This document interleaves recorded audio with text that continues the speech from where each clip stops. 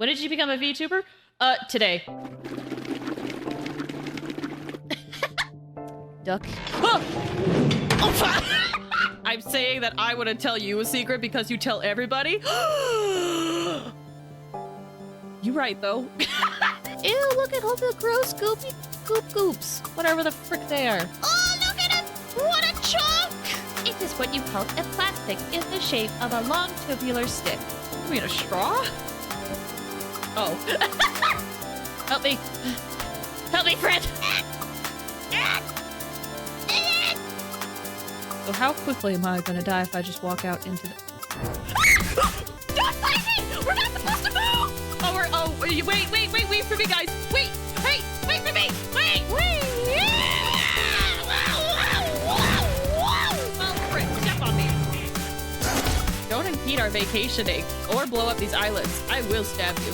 Yeah! Do I dare look at this? Long arm's gonna come and find his way in. I don't think I'm there, right? Okay, I'm there! I'm there! Oh my gosh, a tiny hole! Whee! It always bothers me when there's no shampoo by a kitchen sink. Wait, what did I say? Did I say soup? Did I say soup instead of soap? Shampoo? What's worse? Shampoo? Please tell me I said soap this time. I said shampoo! No! We come!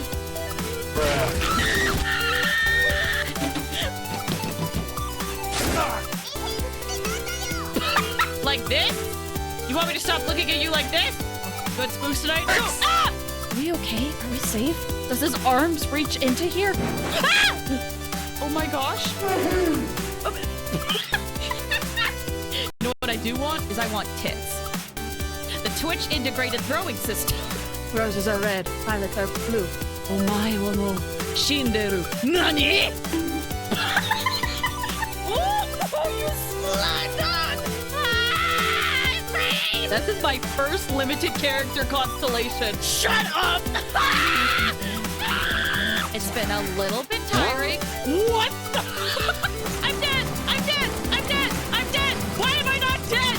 Why am I not dead? Why am I not dead? Say hello to my little friend.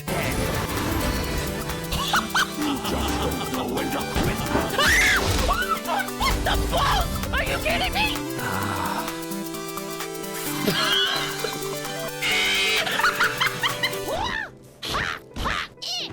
Oh. Has already managed to make contact with the divine. Oh no! Oh no! Oh no! Big traveler. Big traveler. Get down! You don't know what to do.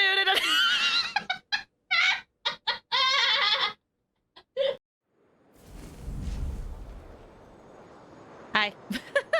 How's everyone doing today? I hope you guys are having a good Thursday. Hope things are treating you well. Oh my gosh, my throat. I'm still haven't fully recovered. I got sick last weekend, haven't fully recovered. But yeah. Hello, Quentin. Hello. I don't know if I'm gonna say your name right. I hope I can. Rooney Chicory? I hope I said that right. Welcome. I am here. Are you okay? Yeah. I got sick last weekend. And I think it's like a mild cold, you know? It's one of those things where it's like especially bad today, but it's one of those things where you feel better, but that cold is just gonna stick around for like ever, right? You know what I mean? I feel fine. I feel fine. I don't sound okay though. Why is that man in the trash can life gold? Right? I booted into the game and I was like trying to find like a good spot to like chill while I set up, and I hear this voice in my ear that says, "This trash can is perfect for me." And I look over and I see this man, and I was like, you know what? Let's just appreciate this man. He's just standing here.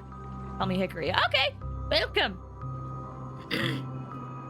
Oh my gosh, I have cough drops, but hopefully I won't have too much today. But welcome. So. Quick recap as to what we have done so far in the story. We just barely started the next... Oh, sorry. Covered my mouth. We just barely started the next Petaconi quest. I'm not very far in it at all. We managed to get to this new area. where, you know, things, it seems like this is where people went after, you know, they got, stabbed. And we learned more about, like, some of the people that were here, like people that, some of the nameless that actually were here and contributed to it, and found out the thing that is powering Penacony is a Stellaron. Also, I probably should have warned, if you don't want to get spoiled, I completely understand if you need to leave, because we are gonna do extra story stuff today. Nice. If I could stop clearing my throat. So yes, I think that's the basic recap. Not much is... Usually I like to talk more about, like, oh yeah, let's catch up with chat. Let's see how chat's doing. But to be honest, not much has changed since yesterday.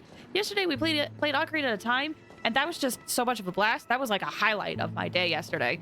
And then nothing real changed too much. So I'm ready to hop in.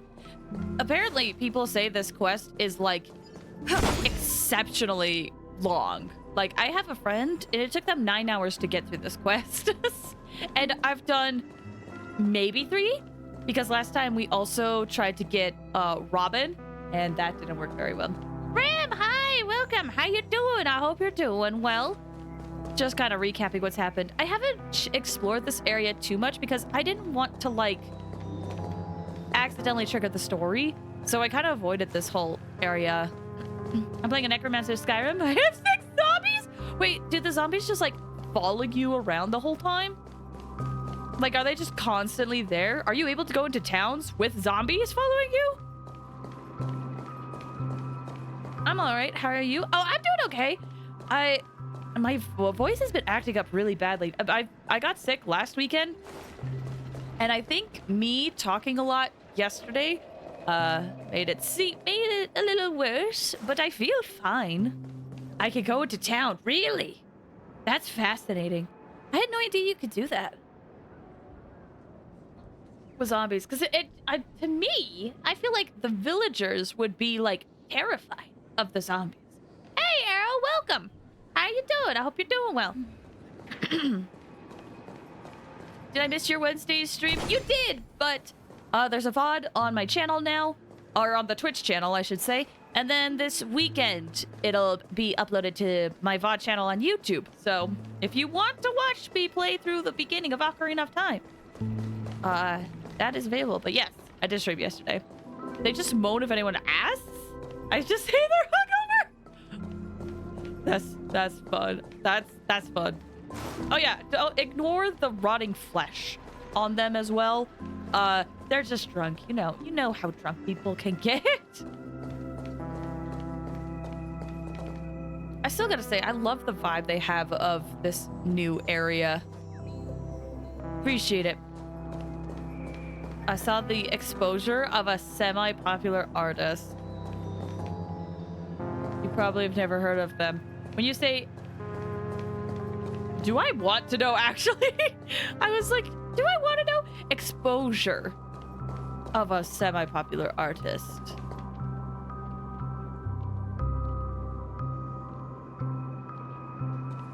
The exposure. Nah. Yes. All right. I'll take your word for it, Arrow. Missed yesterday's because I was doing art stuff. No worries. That's why VODs exist. Listen, real life comes first. To be honest, I talk a lot. I'm probably going to keep it up for the rest of the Ocarina of Time streams when it's, like, applicable, but I rambled. Don't mind that they sometimes say, release me, under their breath. They're going through a break. They're just going through a rough time. Just go through a rough time, man.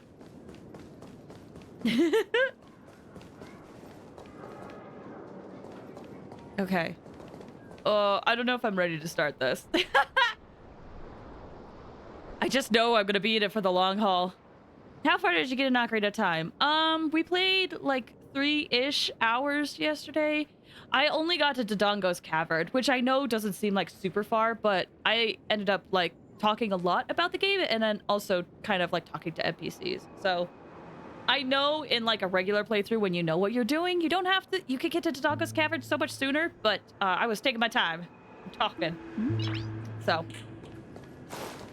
But yeah, next time we'll play through Tatanka's Cavern. So we didn't get exceptionally far. I'm not a speedrunner. Sometimes I wonder if I could be a speedrunner, and probably could with enough practice. But then the question becomes, do I want to? Because I like taking my time with games. So I don't know if I am like I'm just a wallflower. equipped for speedrunning, you know? It's real fun getting new armor for them. I have to kill them, shove them, put new armor on them, raise them again. That sounds super time consuming, but I kind of love that as well when it comes to that. Dude, this area is so fun. I barely have looked around this place. Ah, nice. All right. So, once again, we're going to continue with the story. We just barely got here when we learned about some of the nameless. If you don't want spoilers, I can understand, but if you don't mind spoilers, feel free to stick around.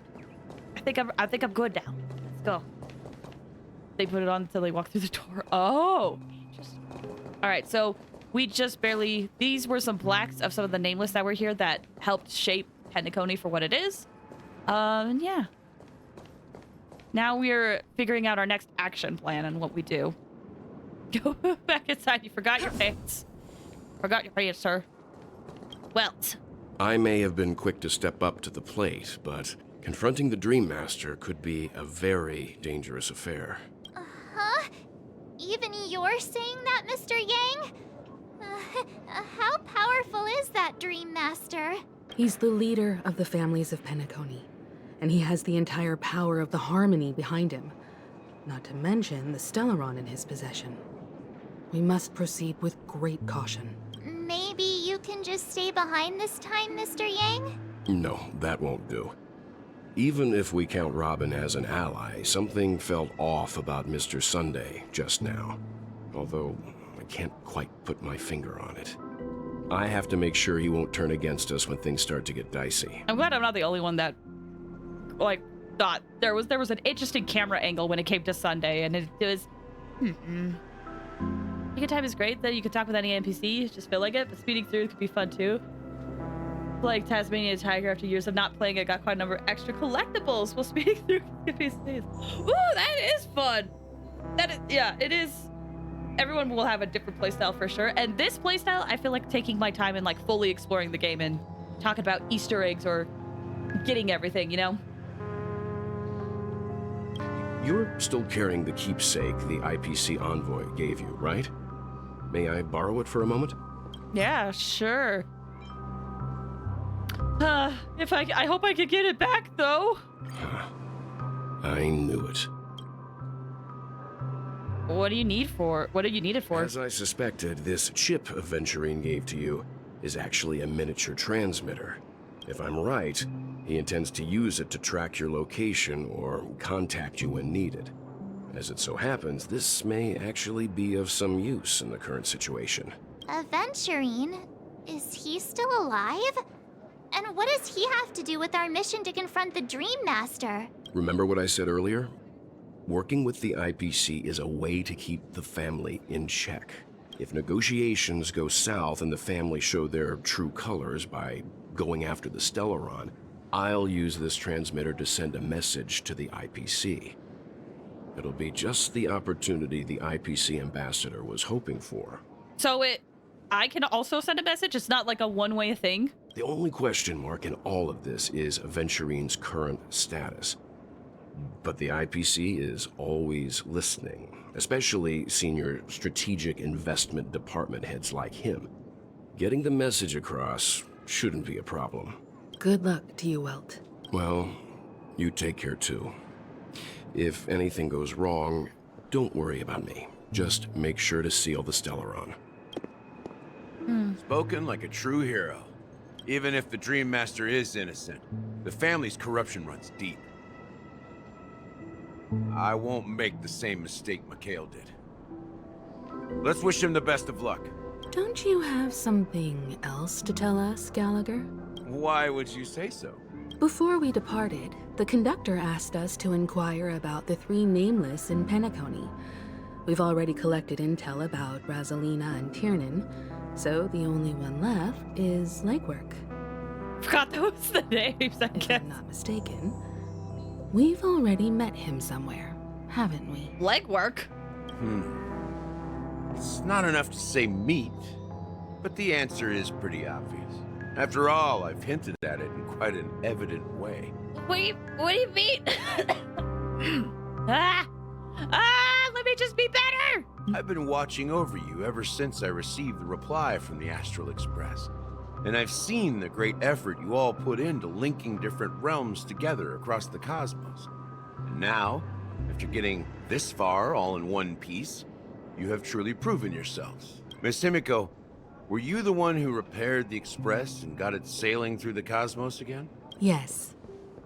And you two, young Nameless, you have very interesting life stories and extraordinary skills. Aw, you're making me blush with all these flatteries. Listen, when he said life stories, I'm like, well, we don't know half of March's life story, and I was born like a year ago. So, is that enough for a life story? Skills, sure. Yeah, I'll take it. A life story? I feel like it's just beginning. Of course, my reputation precedes me. Believe in the galactic baseballer supremacy. You know what?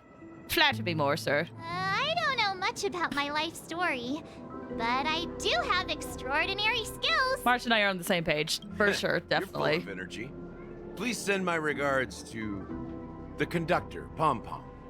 Please let them know that their friend had fond memories from his time aboard the Express, which he reminisce on every time he had a good drink. Aw. I just live in a trash can. I'm just a trash panda. Just doing my best, just whacking enemies. I don't know what else I'm doing.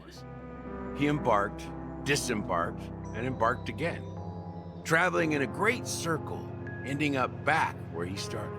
On his deathbed, he told me to find the Astral Express and deliver an invitation to the future Nameless. He left behind a special gift, a true legacy. Something that belongs only to the successors of the Trailblaze. Come with me. Now is the time to reveal it. I'm almost like scared that it's like, we're going to reveal it, and then it's like, oh no, it got stolen! Or like it's gotta get stolen. Back here again. Sometimes I feel like you're still alive, old friend. Like you've still got so much to say and do. I've kept my promise, and brought the future Trailblazers you've waited so long for. I don't know why you were so obsessed with that train, but I remember your last words. Don't let us down, old man.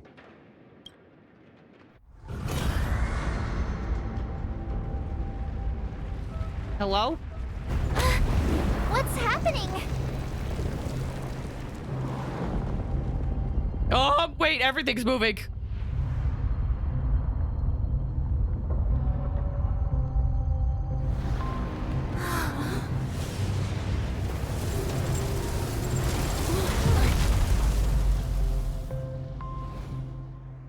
Huh? Go ahead. His resting place lies in the garden up ahead. The first and last Nameless of Penacony. Mikhail Char Legwork, the Watchmaker. Oh! Oh! That makes so much more sense now! Okay. So, the Mikhail... I mean, the rumors are true. I believe in one of the earlier quests, it was like, people thought that the Watchmaker could be a Nameless or something. And I guess that it's true. Also, I'm gonna lower my desk audio a little bit. I noticed that yesterday and today, it might be a tad loud. Hopefully that would be a good volume. Nice. All right. So, what do we got? Oh, that guy was just sitting on the bench. Just chilling. You know what? We'll leave this one be. Hope you're enjoying your bench, bro. The Public Enemy. I just realized what the quest name is called. The Public Enemy? I mean, I guess it's true. the watchmaker is something that the family is like looking out for or trying to find. Is that a chair? Ooh, another treasure.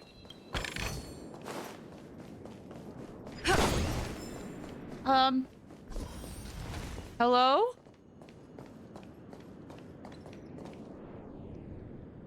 Hey, how's it going, friendo? They're not moving. Beneath the sea surface of Memory Zone, in a garden closest to the full moon in the water, an elderly man rests on a recliner, enveloped in utter silence. The watchmaker, Mikhail Char Legwork, has passed into that endless, timeless dream where no sound could ever awaken him. Sure enough, the watchmaker is the third nameless. Even I could guess that one. The legacy he left behind was a dream bubble. I believe inside that bubble, there's something that holds meaning only for the nameless. After all, when I checked its contents, I found nothing inside. Maybe some trailblaze runes? Even more mysterious than me. Well, let's have a look. As the words cease, Himiko nods ever so slightly in your direction. You take a deep breath, steady your mind, and turn your gaze towards the watchmaker. Touch the dream bubble. Don't explode. You press your hands against the dream bubble, and the thick Vicus Memoria converges under strain, then stretches outward from your fingertips. As if weaving a delicate web, it gently cradles your palm. A chill travels from your fingertips, carrying it with a myriad of vibrant and intertwined memories, as experience would suggest. But this time, you see nothing at all.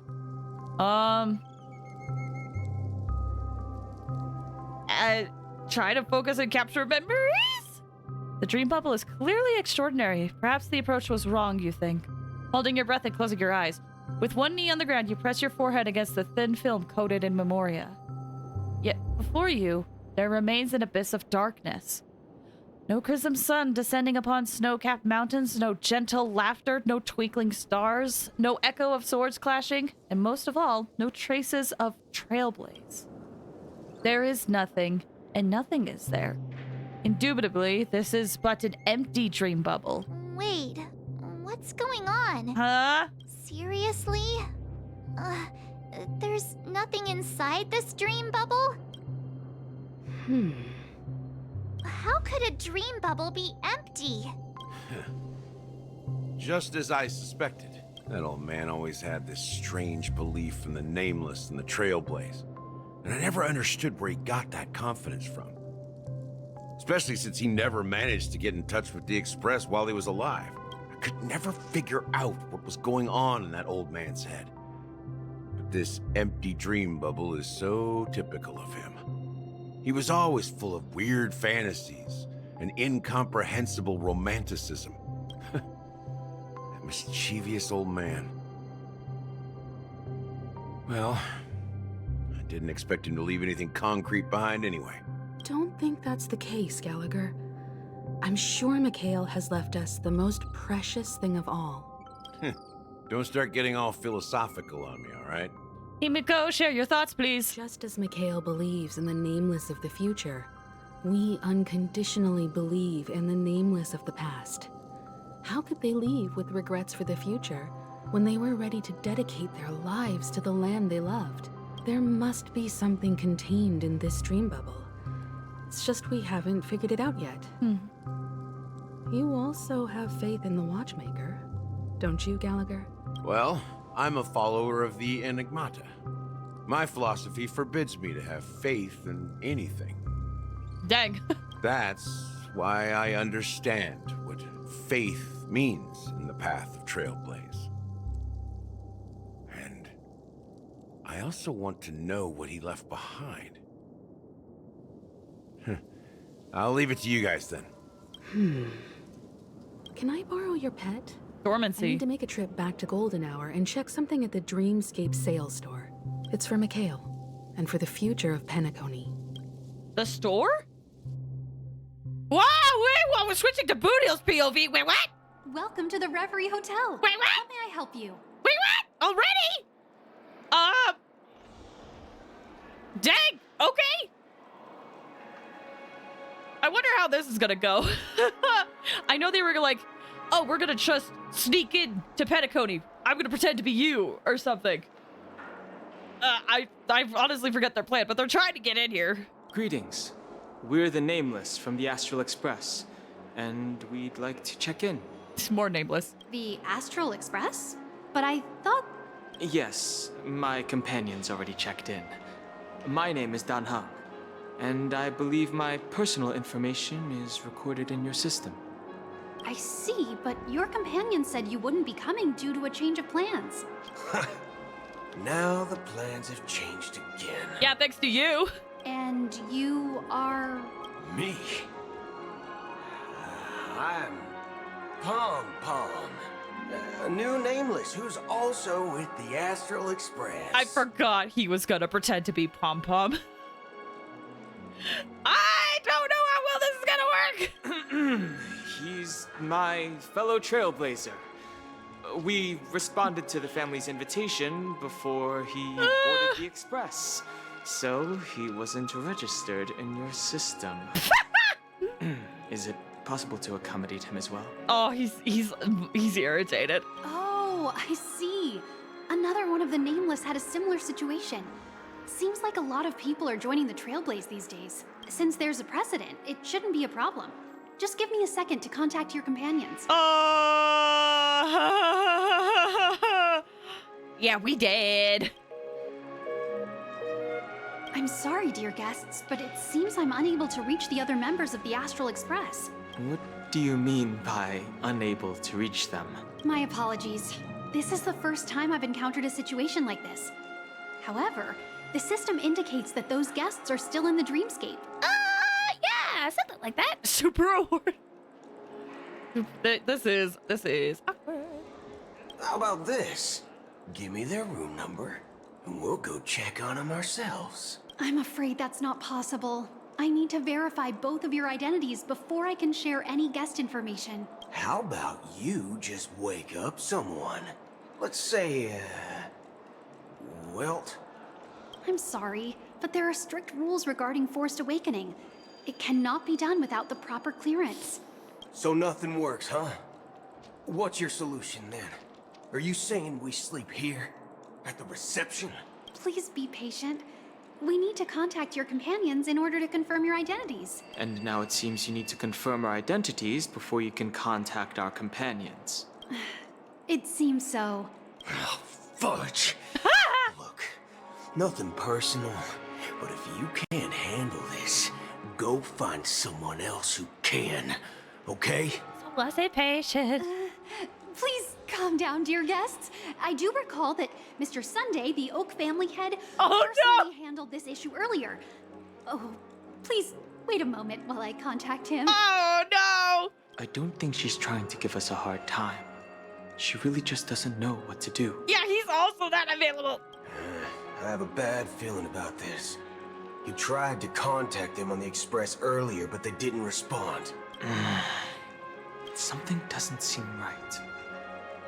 I need to leave for a moment. You can stay here with the receptionist. Sure thing. Just don't keep me waiting forever. Don Hung seems pretty worried about his companions. I should give him some space. Stressing out about it won't help anything. Dang. Okay, guess we're Boot Hill. What the This guy's so over the top. I kind of like it. Okay, what's his skill again? Locked and loaded. Ah, I see. Well, guess we're being a cowboy today. Let's walk around. It looks like we're gonna talk to people, figure out what's going on. Got this fine lady here, Sabrina. The Charmony Festival is about to start. I'm so excited. Hey, you guys here for the Charmony Festival too? Well, I didn't come all the way here specially for the festival. Honestly, I don't really even know what it's about. but I heard it's a lot of fun. Well, back in my home world, Anaria, we have festivals like that all the time. My dad threw me a birthday party one time that was just as extravagant as the Charmony Festival. Ooh, how fancy! Oh, come on. The Charmony Festival is a once-in-an-Amber-era event. How can a birthday party compare? Well, you never know, right? Maybe on her world, birthdays only happen once in Amber Era. Anyway, let's forget about that. Have you heard about the, unsettling things happening in the dreamscape? Oh, are they not gonna want to stay after hearing about this? Unsettling things? What could possibly go wrong? It better not ruin the Charmony Festival. I've been looking forward to it. Relax. With a big event like this, there's bound to be lots of gossip and rumors. Don't worry. If anything does happen, the family will be on top of it. Oh, that's a relief. I didn't come all this way to see the festival go down the drain. Well, looks like I won't get any fudging clues out of these two. They're clueless. It's kind of fun knowing anytime he says fudge, he's trying to swear. It's just not working. Well, alright. Thanks for the info. I guess we're gonna go mosey on over this way and talk to this fine individual, Cody. Greetings. I'm Cody of the Bloodhound family, head of security for the hotel. How may I assist you? Hello. So, there's something I wanted to ask about. I've been hearing some unsettling rumors about certain incidents that might affect the Charmony Festival. I admire self-discipline. Oh, so what's going on? So he's mostly robot, right? Like he's human, but most of his body is robot. Apparently, he has a synesthesia chip or something, or some sort of vocal synesthesia or whatever. He mentions in one of his lines where he's like, someone's been tampering with it. So now I'll just be saying fudge this and fudge that. So it's actually a program error where he's like trying to say stuff, but the programming keeps censoring him. I think it's been beaten to him. No, someone messed with this chip, apparently. According to him. Do you think there's anything to be worried about? I've traveled all the way from the Honkai Federation, and I don't want my trip to be ruined. I can't remember if we've heard about the Honkai Federation, but also I forgot to say, Alex, welcome. How you doing? I hope you're doing well. What do you mean? Wait, you haven't heard? I'm not sure where you heard those rumors, but they're completely baseless. I can assure you, as a representative of the Bloodhound family, that everything is going smoothly for the Charmony Festival. Have a good luck, acquainted.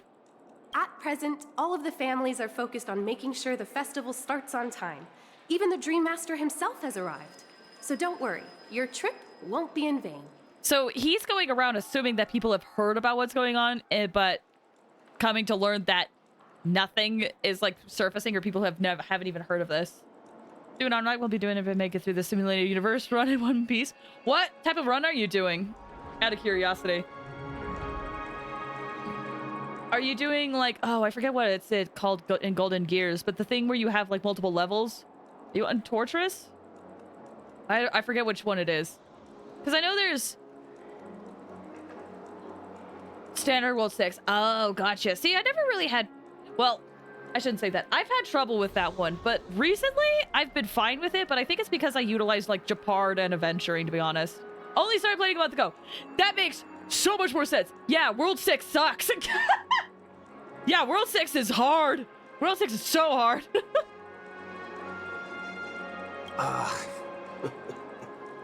That's a relief to hear. She doesn't appear to be acting. So, it seems that even the hotel staff are out of the loop. Back already? Hasn't she returned yet? Nope. I'm starting to wonder. Sending her to contact Sunday was a good idea. Well, that's the thing, is that she's also finding out that Sunday is also not able to be contacted and is probably freaking out. Neither the staff nor the guests seem to know anything about what's happening in the dreamscape, and wherever we go, all we see is people enjoying themselves. Definitely not a good sign. I agree. Another unusual thing is that the Oak family is supposed to be in charge of organizing the council and managing everything inside and outside the dreamscape. However, I walked around the hotel, but didn't meet a single member of the Oak family on such an important day. Also, hi, Pet. Welcome. How you doing? I hope you're doing well. Well, I'll be forked. If I remember correctly, the head of the Oak family is that Sunday guy, right? We shouldn't linger here too long. Let's go back to the Express for now. Not so fast. Have you ever robbed the IPC, bro? If you run away now, everyone will be chasing after you. Wait, have you robbed the IPC? What the frick do you mean? Like, that's just a regular thing to happen? Huh? Are you suggesting we sit here and do nothing? Spoilers, goodbye. I just want to say hi. No worries, man. Thanks for stopping by. Hope you have a good one. I wouldn't say do nothing, but let's stay put for now. Indeed! Even if the family has ulterior motives, they couldn't have anticipated us showing up here. We're the surprise factor for them. They don't want to attract unwanted attention from certain outsiders, so they won't do anything reckless. See? The IPC lackeys are keeping a close eye on this hotel. If I were a family member, I'd find an official excuse and keep the surprise factors here. If we just wait here, that would be like walking into their trap. Of course, we don't need to walk into their trap. I gave a backup plan to the memo keeper. Oh. If it turns out we won't be allowed to enter the dreamscape, she'll order a drink for me in the VIP lounge at the hotel. In reality, I see, an accomplice. A secret signal. That's right. Oh, a concrete object can indeed help the memo keeper establish a connection with you. But Boothill, if you have more backup plans in the future, I hope you'll let me know in advance. I'm sorry, but it's one of my quirks. I have too many unreliable friends. And if I reveal that I have backup plans, things can go awry. And that would leave all backup plans completely useless. How do we get into the VIP lounge? This is where my street smarts come into play. Street smarts! Street smarts!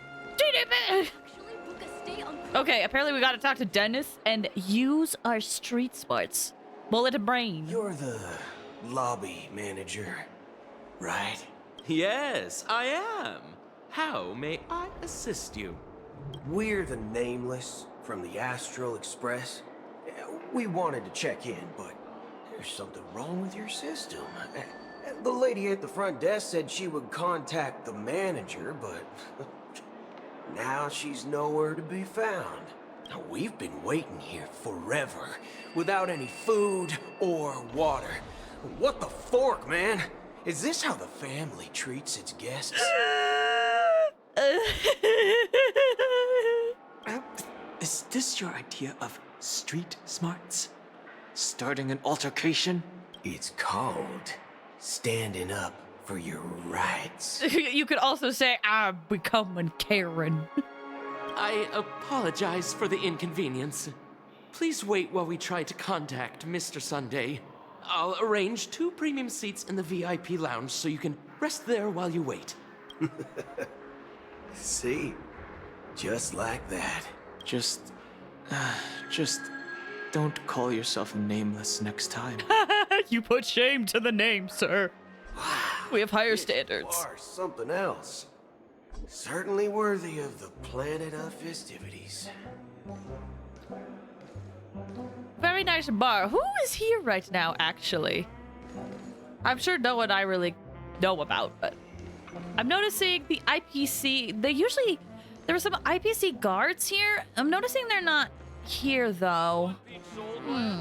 Shaken, not stirred. Well, either way, Anderson, hello. Good evening, gentlemen. Hey, I have an order for a bottle of His Donna's White Oak. Can you help us find it? Donna's White Oak. I think there might be a misunderstanding. We don't serve that here. Oh, no way. Are you sure you're not mistaken? If someone had reserved such a beverage, I would definitely remember it. It sells for hundreds of thousands of credits per bottle, after all. I couldn't afford to cover for such an item if it were broken or lost. Jeez! That's strange. Well, could it be that the memo keeper couldn't afford it? Then what should we do now? Oh, no need to rush. Well, let's grab some drinks first. Maybe I arrived too early and she hasn't come yet. Every plan is going wrong. Let's see what kind of juice malts you all have here. Well, give me a glass of Heenum Valley, 40 years. I'll have it neat. No ice. Wow, that's the most expensive one on the list. You have a taste for the finer things. It's on the house, anyway. Oh, is it? What can I get for you? Anything you recommend is fine. Then I would recommend today's special, Glass Village. It's classic Soul Glad mixed with Laboom juice. It's refreshing and suits your cool demeanor. Just 1 minute. Classic Soul Glad. This flavor. Dynamite barbecue with rocket fuel. Ooh, it really hits the spot. Truly the finest sherry cask-aged malt juice in the cosmos. Dynamite barbecue with rocket fuel. Is that really something that humans enjoy? Probably not.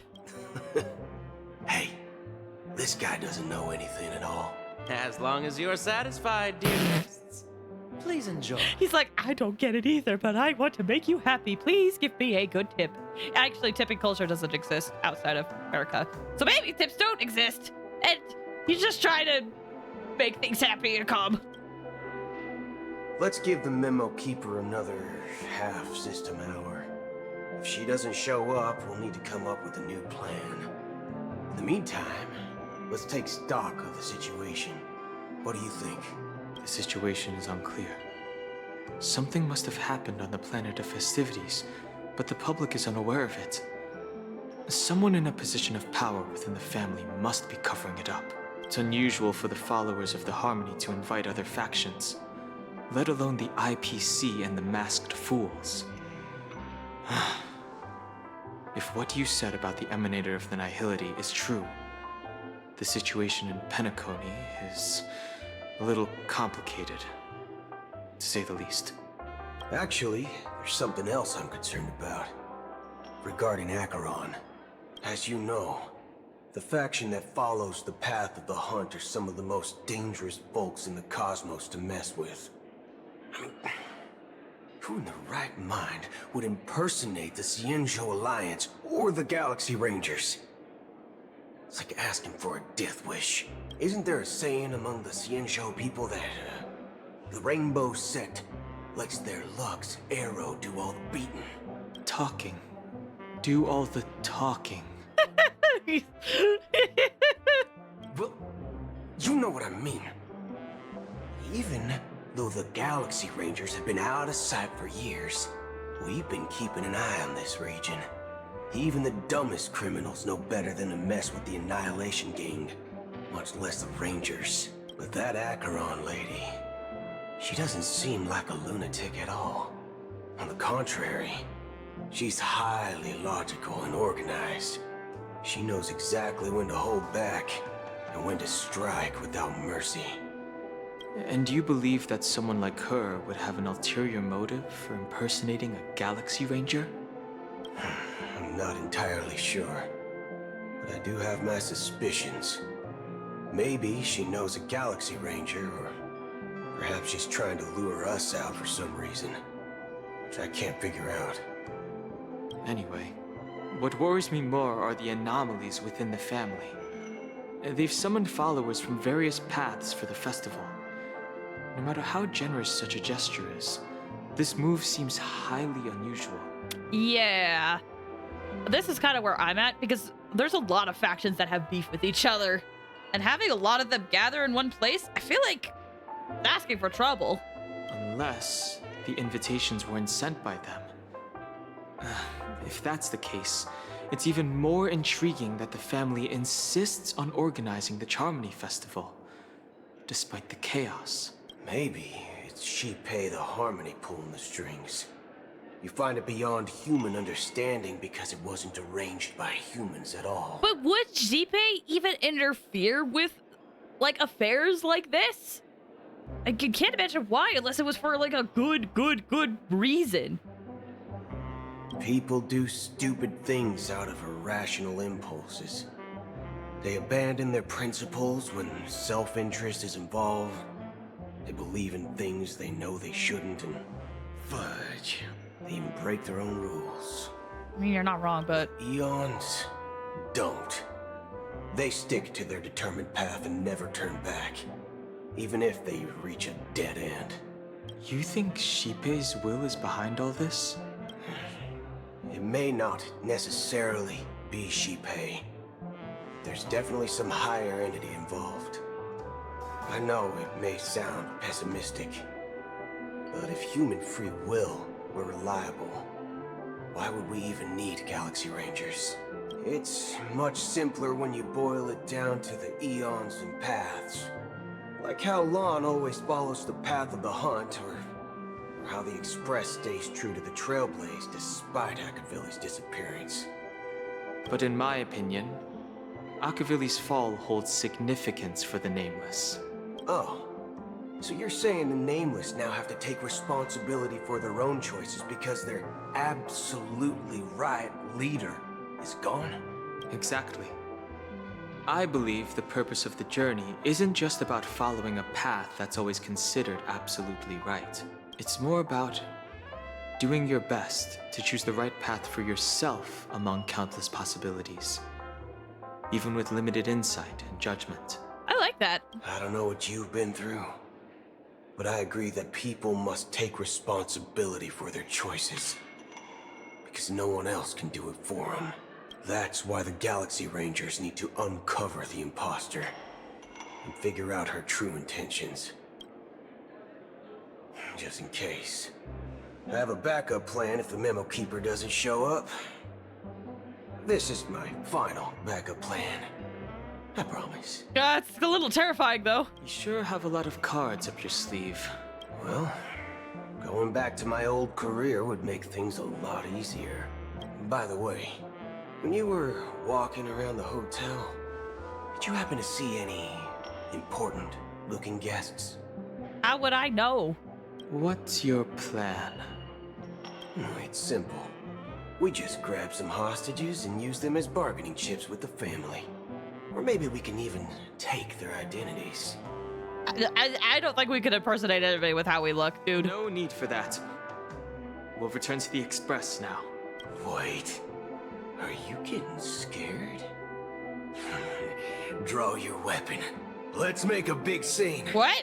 Are you leaving, esteemed guests? Would you like to cancel that as Donna's White Oak you just ordered? Oh. Huh? As Donna's White Oak? But didn't you just say... Ha ha. Looks like you are a bit intoxicated, esteemed guests. You ordered a bottle of As Donna's White Oak just a moment ago. Huh. Looks like your Memo Keeper friend has finally arrived. Oh, right. Sorry, my memory's not the best. You know, too many modifications and all. Anyway, let me check. Well, fork me. It says Donna's White Oak, all right. And there's a note. I'll be waiting for you in the Astral Express. No mistake. That's her message to you. She knew the hotel wasn't safe, so she suggested we find another place. I like how this whole time Don Hog's like, let's go back to the Express. And he's like, no, we stay here. And the tunnel keeps pushing it, and finally, Black Swan's like, no, come to the express.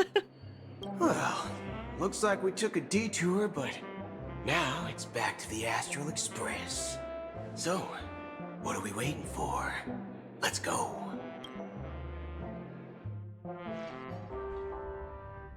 You're back? 2 guests just boarded saying they were looking for Boot Hill, so I told them to wait in the parlor car. 2 guests? Oh, just in time. 2? 2 guests? Yeah, or 2. Look, we welcome all passengers on the Astral Express, but sneaking in like that, you have no regard for etiquette. Wait. So there's 3 people on the express right now? That's not good. I was challenged by a mage to a magic duel myself. Did they enjoy a meal? I don't know if they eat, but I hope they... I can just imagine where the mage is like, I challenge thee! And then they just get dogpiled on. My apologies, conductor. It was an oversight on my part.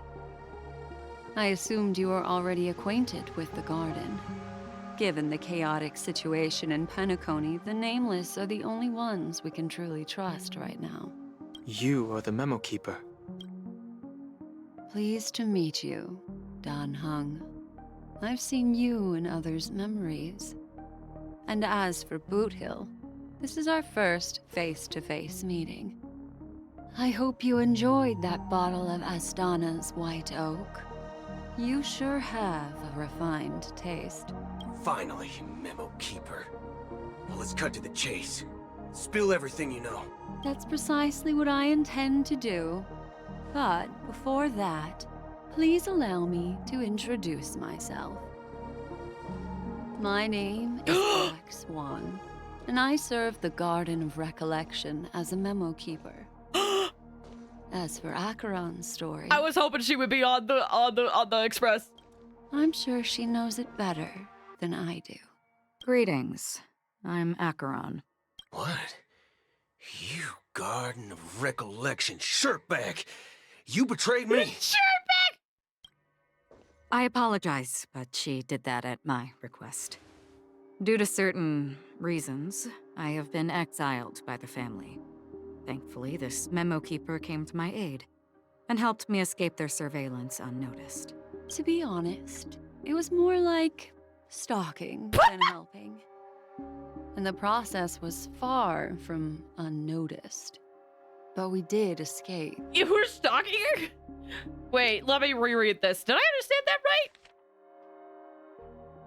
Came to my aid and helped me escape. It was more like stalking than helping. I see. I asked her to guide me to a place beyond the family's reach and to contact a few trustworthy individuals. Namely, all of you. Trustworthy? Son of a nice lady. You think I'm dumb or something? I showed up drinking water. I almost spitting. Son of a nice lady. How about this? I'll put a few bullet holes in your head and see what secrets spill out. Then, we can talk about trust. It doesn't have to be like that. I'm willing to answer all your questions, but not right now. If my cover hadn't been blown, we might have had more time, but at the moment, we don't have any other options. No other options? What do you mean? This is the only way I can ensure everyone's safety. I kindly request an immediate warp jump out of the Astana star system. This passenger is requesting... As far as I can tell, she's not a threat and seems to be telling the truth. I've briefly traveled with your companions and know their whereabouts, Dan Hung. Please rest assured, your nameless companions are safe, but they need our help. As for Boot Hill, you may have guessed. I've been waiting for you. Galaxy Rangers are known for their elusive nature and limited contact with each other.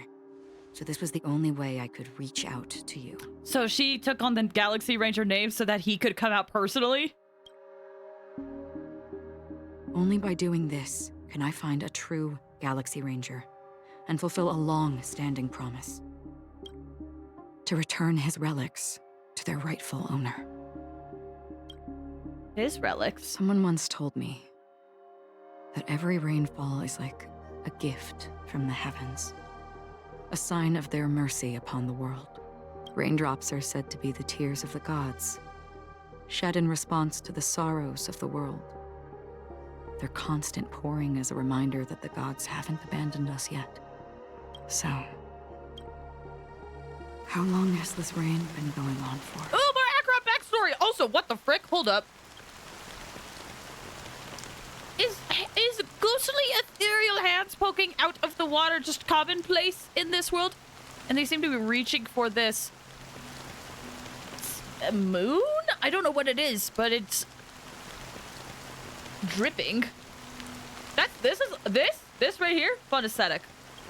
I'm a fan. I used to believe, just like you, that it would eventually stop. Years and decades passed. And in the end, such hope faded away before the rain did. A crying moon, maybe? Looks like the god you mentioned doesn't exist after all. Man, I put in a cough drop. As he spoke, the old man's gaze remains fixed on the distance. Amidst the fine drizzle of black rain, countless shadowy hands emerged from the sea, shrouded in ethereal mist, reaching out towards the sky one by one. Well, let me share a story with you. Mortals who walk the paths are like sailors on a vast ocean, leaving behind a trail that creates countless ripples of possibilities. These ripples last longer than the fleeting lifetimes of humans, and for some, their presence leaves such a strong mark that it's reflected in the waves. Like those shadows on the ocean. Sin-thirsters, the obsessions of the Pathstriders. They emerge from the depths of IX, seeing themselves as masters of their own destiny, unknowingly repeated the actions of their past lives. Sin-thirsters, that's a new name. Obsessions of Pathstriders. They emerge from the nihility and head toward it, leading purposeless lives. However, these hollow phantoms, they were once my dear companions. A group of Galaxy Rangers. Are you watching over them? Watching over them? No. I'm guiding them toward transcendence. It was a brutal war. A crusade that shook the universe. The universe witnessed the fall of Zulo, the Lord Ravager, but it came at a price. A price so hefty that only those who were there still remember. The unwavering determination of the Hunt followers persists even in death. So someone must guide these lost souls to their life beyond.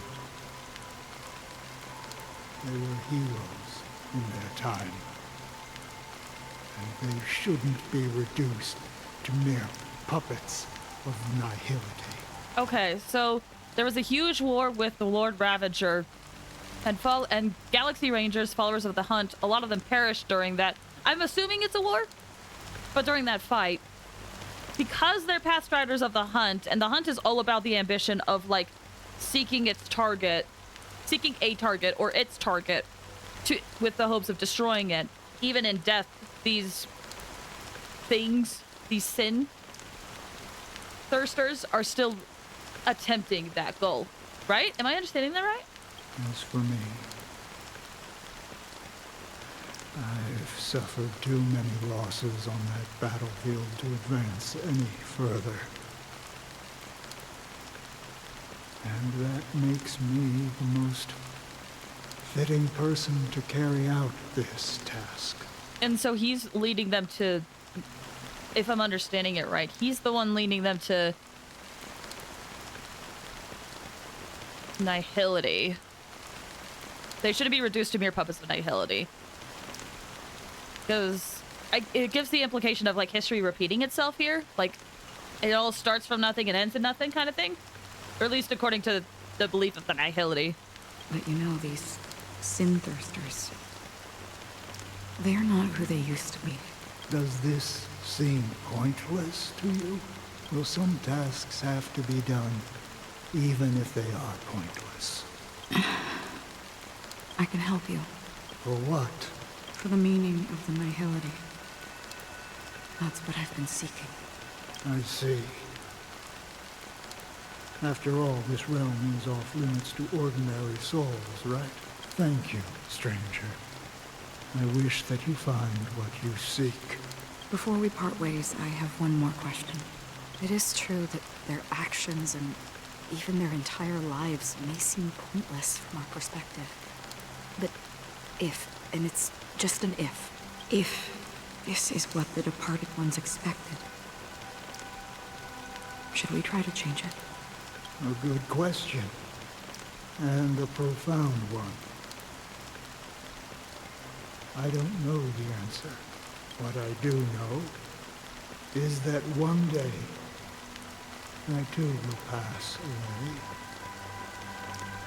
And when I bid farewell to this world, someone will stand at my grave and place a bouquet of flowers on it.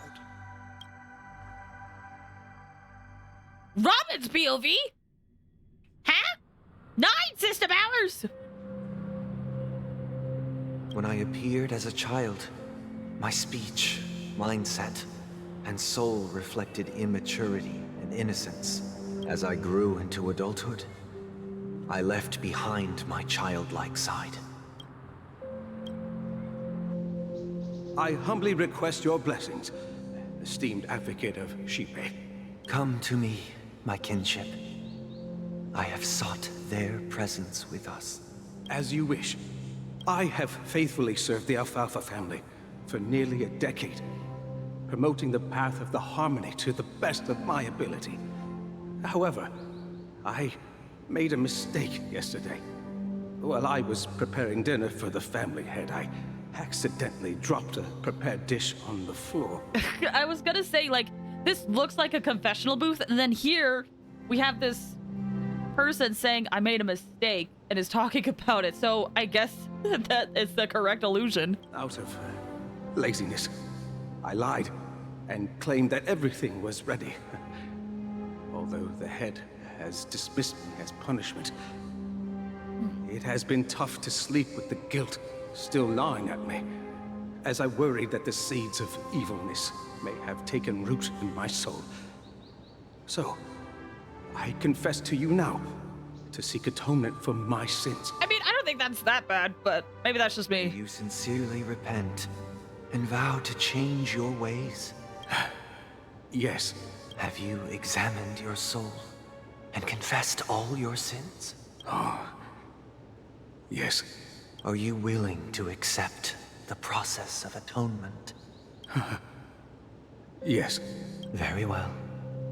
Show your dedication and goodwill to the family, and you shall be reinstated among them. Now, please, leave in peace. Oh, praise Shipe. And thank you, esteemed advocate. Next, please step forward. I wholeheartedly confess to you.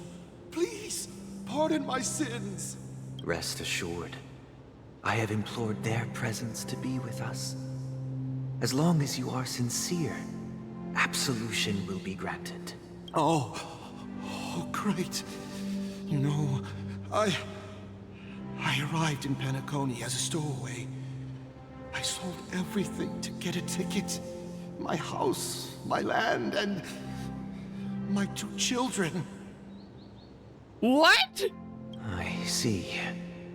Please, go on. What?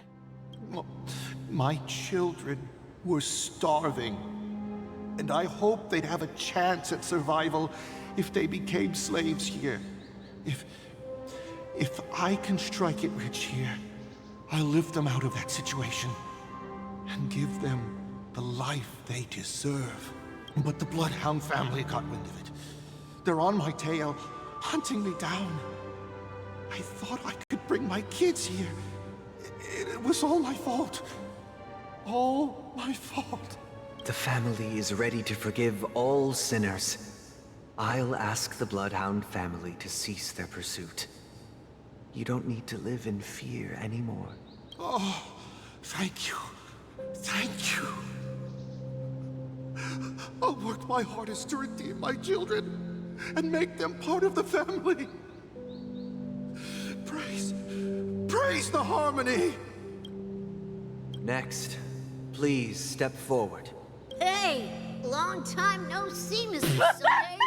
The most esteemed individual in Penacony, and the next leader of the Oak family, right? I don't know if this is the time or place for this, dude. I have sought their presence with us.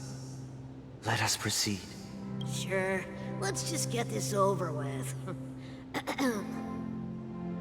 I have sinned, please forgive me. I wasted half a pizza at breakfast, and a bottle of Soul Glad. That's it, nothing more. Can we wrap this up? I've got a Robo-Ball game to catch, you know? Are you here against your will? Is this not something you can voluntarily do? Or like that you just choose to do? Do you seek to atone for your sins through good deeds? My sins? Starting to sound like a saint, huh? Well, let me tell you something. Neither the family nor you have the right to judge me. You think nobody knows what your precious family has done? About the watchmaker? Huh? Don't kid yourself, Featherbrain. Those dream chasers might be fooled by your act, but don't fool yourself. Before you start spouting off your holy verses, answer me this. Where does the power of the Oak family come from? And your power? What makes you think you can sit there all high and mighty, looking down on everyone else? Well, I've spent enough time in confession today to enter the Harmony's paradise, right? Then I'll take my leave. Good luck with your election, and don't make me regret my investments in you.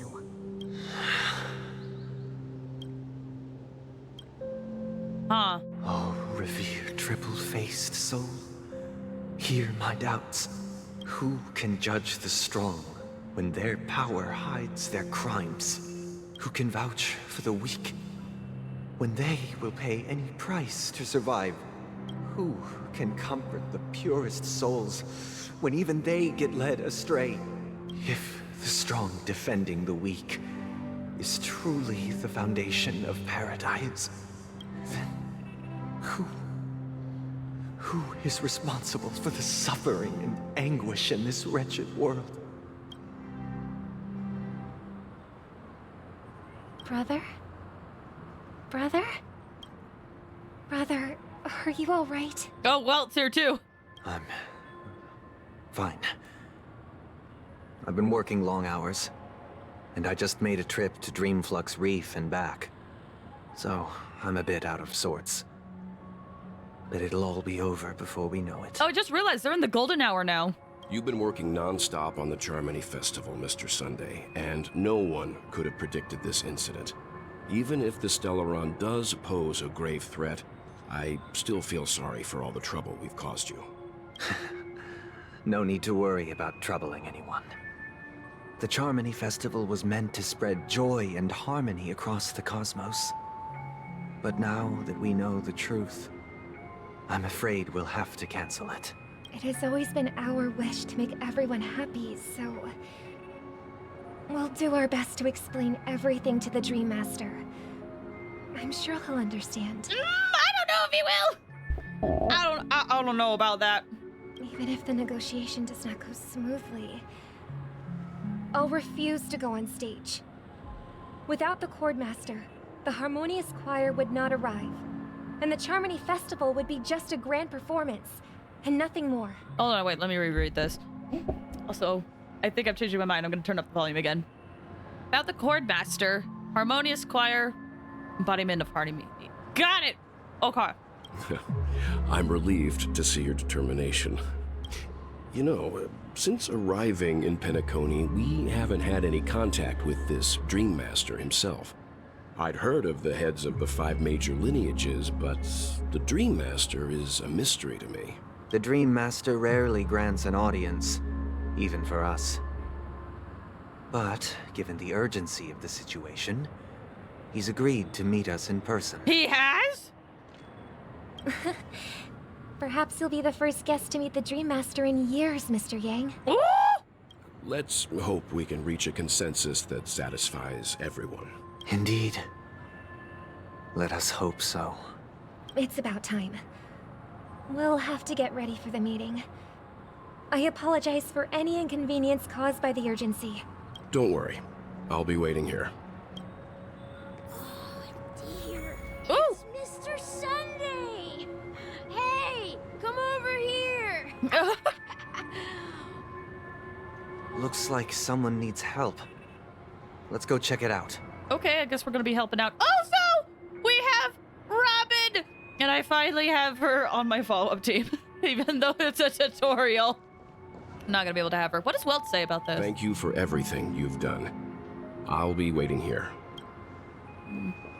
So I'm a little hesitant to keep continuing because I want to take a break.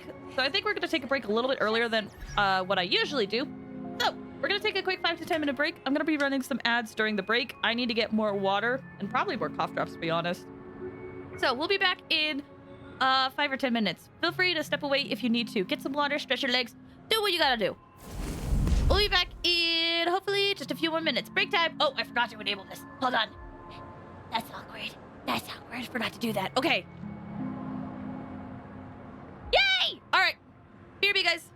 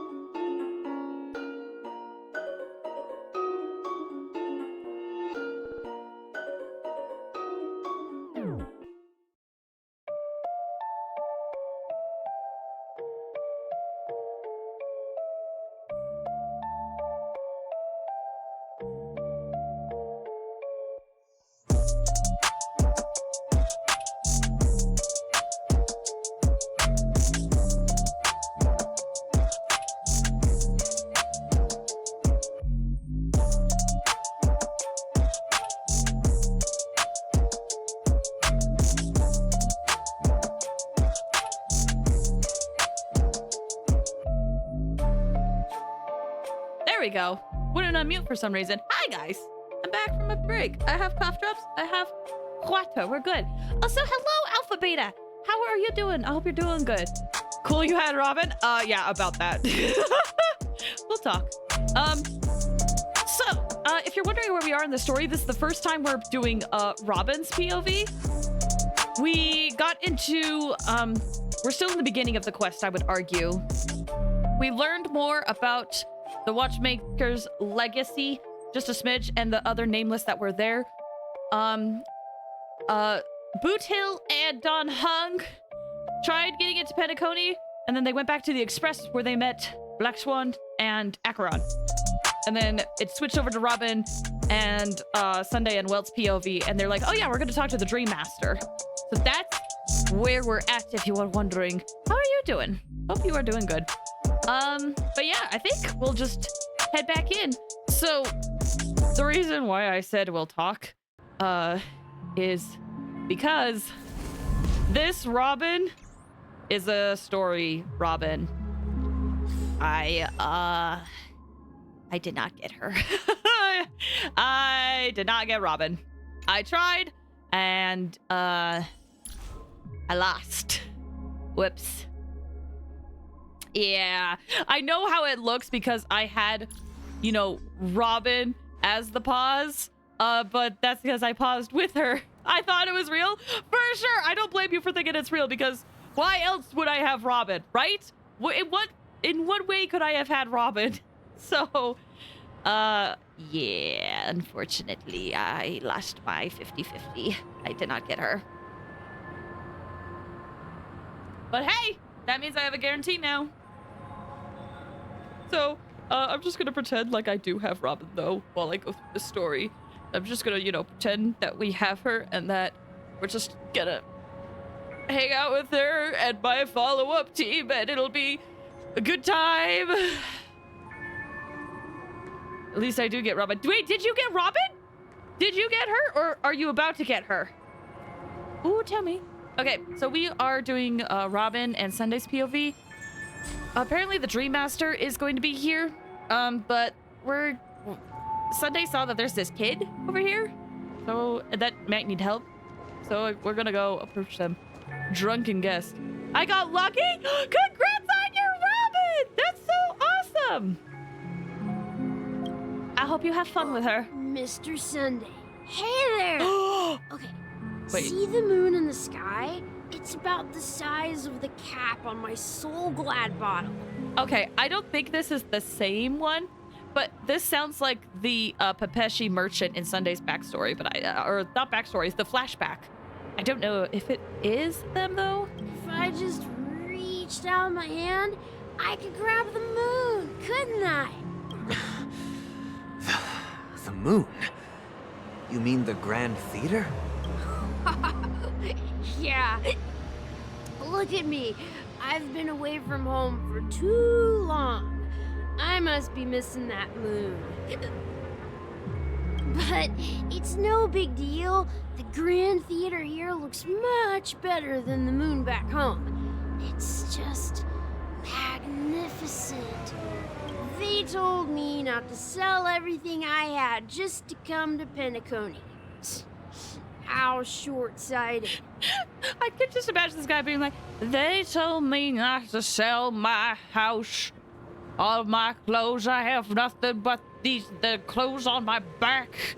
I have nothing to my name. I even sold my identity. But look at me now. It gives that vibe. Selling everything you had. Why would you go to such lengths? Why? Can't you see? Life back home is miserable. It's not really living at all. It's better to be here at Penacony.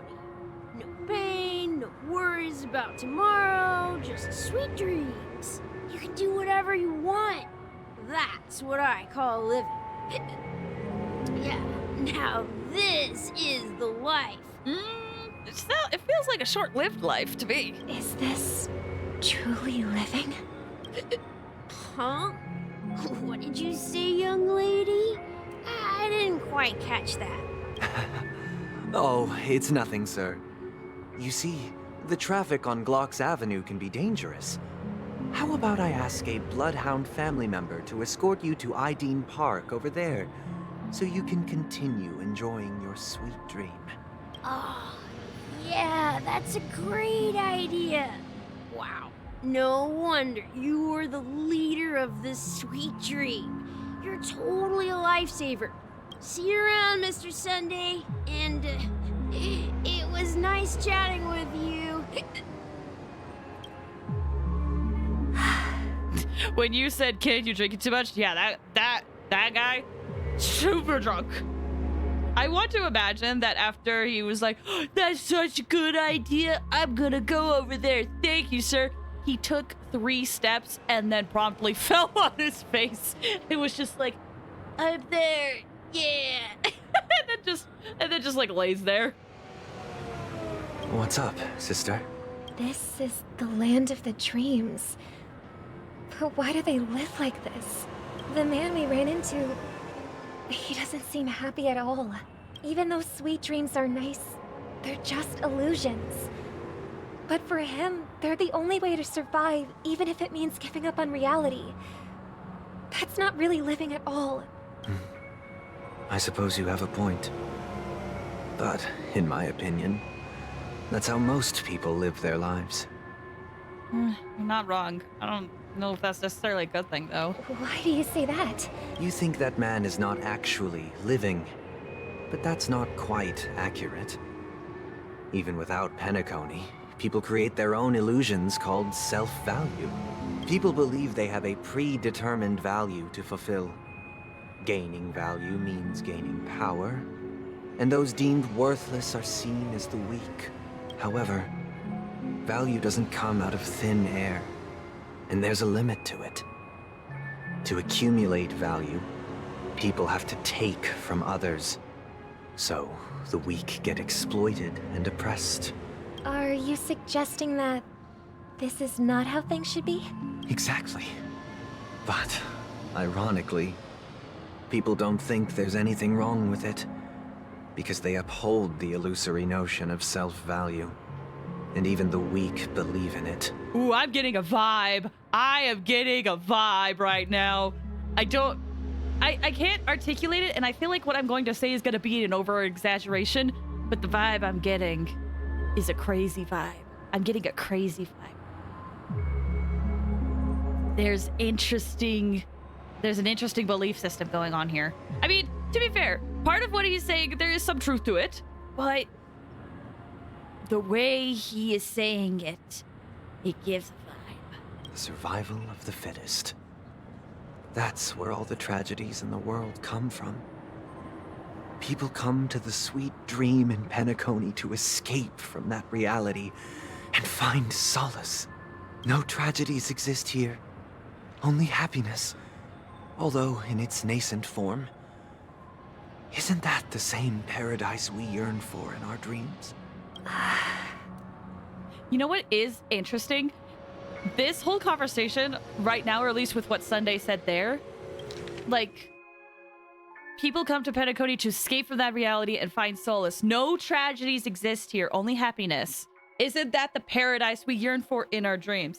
I am reminded of some of the world quests that I have been doing in Penacony, especially the ones where you get to them and, like, there's people who are acting happy, but they're also missing key emotions from them. And once they get their emotions, they are suddenly faced with their reality. And a lot of them have a very grim and dark reality. It's really quite tragic. But the thing is all these quests we've done is helping people confront their reality. So even in the dreamscape, there are tragedies going on. And people, they're being manipulated into being happy. So I don't know. I'm back. Welcome back. Also, Alpha Beta, you said Sunday's such a good brother. I was going to say Sunday's just an interesting character. He was, I will be honest, he was one of those characters where in the beginning, I wanted to like him solely because he had wings. It reminded me of Xenoblade. I know, it's a stupid thing. I know. And then I didn't really get to know him a lot in the upcoming quests, so he just kind of was in the background. But now we are like getting to know him, and I am seated up front, edge of my seat. I am paying attention. It's fascinating. Perhaps that man is just an exception. Let's not jump to conclusions. We should experience the dreamscape ourselves, just as I did at Dreamflux Reef. Yes, seeing is believing. I'll accompany you. The Dream Master hasn't shown up yet, so we have some time for a stroll. This is fascinating. Well, are you gonna be okay if we leave? You okay? Thank you for everything you've done. Okay, you said the same thing. All right, well, so we'll just head out. Let me adjust my mic again. Hello, madam. Cheerful guest.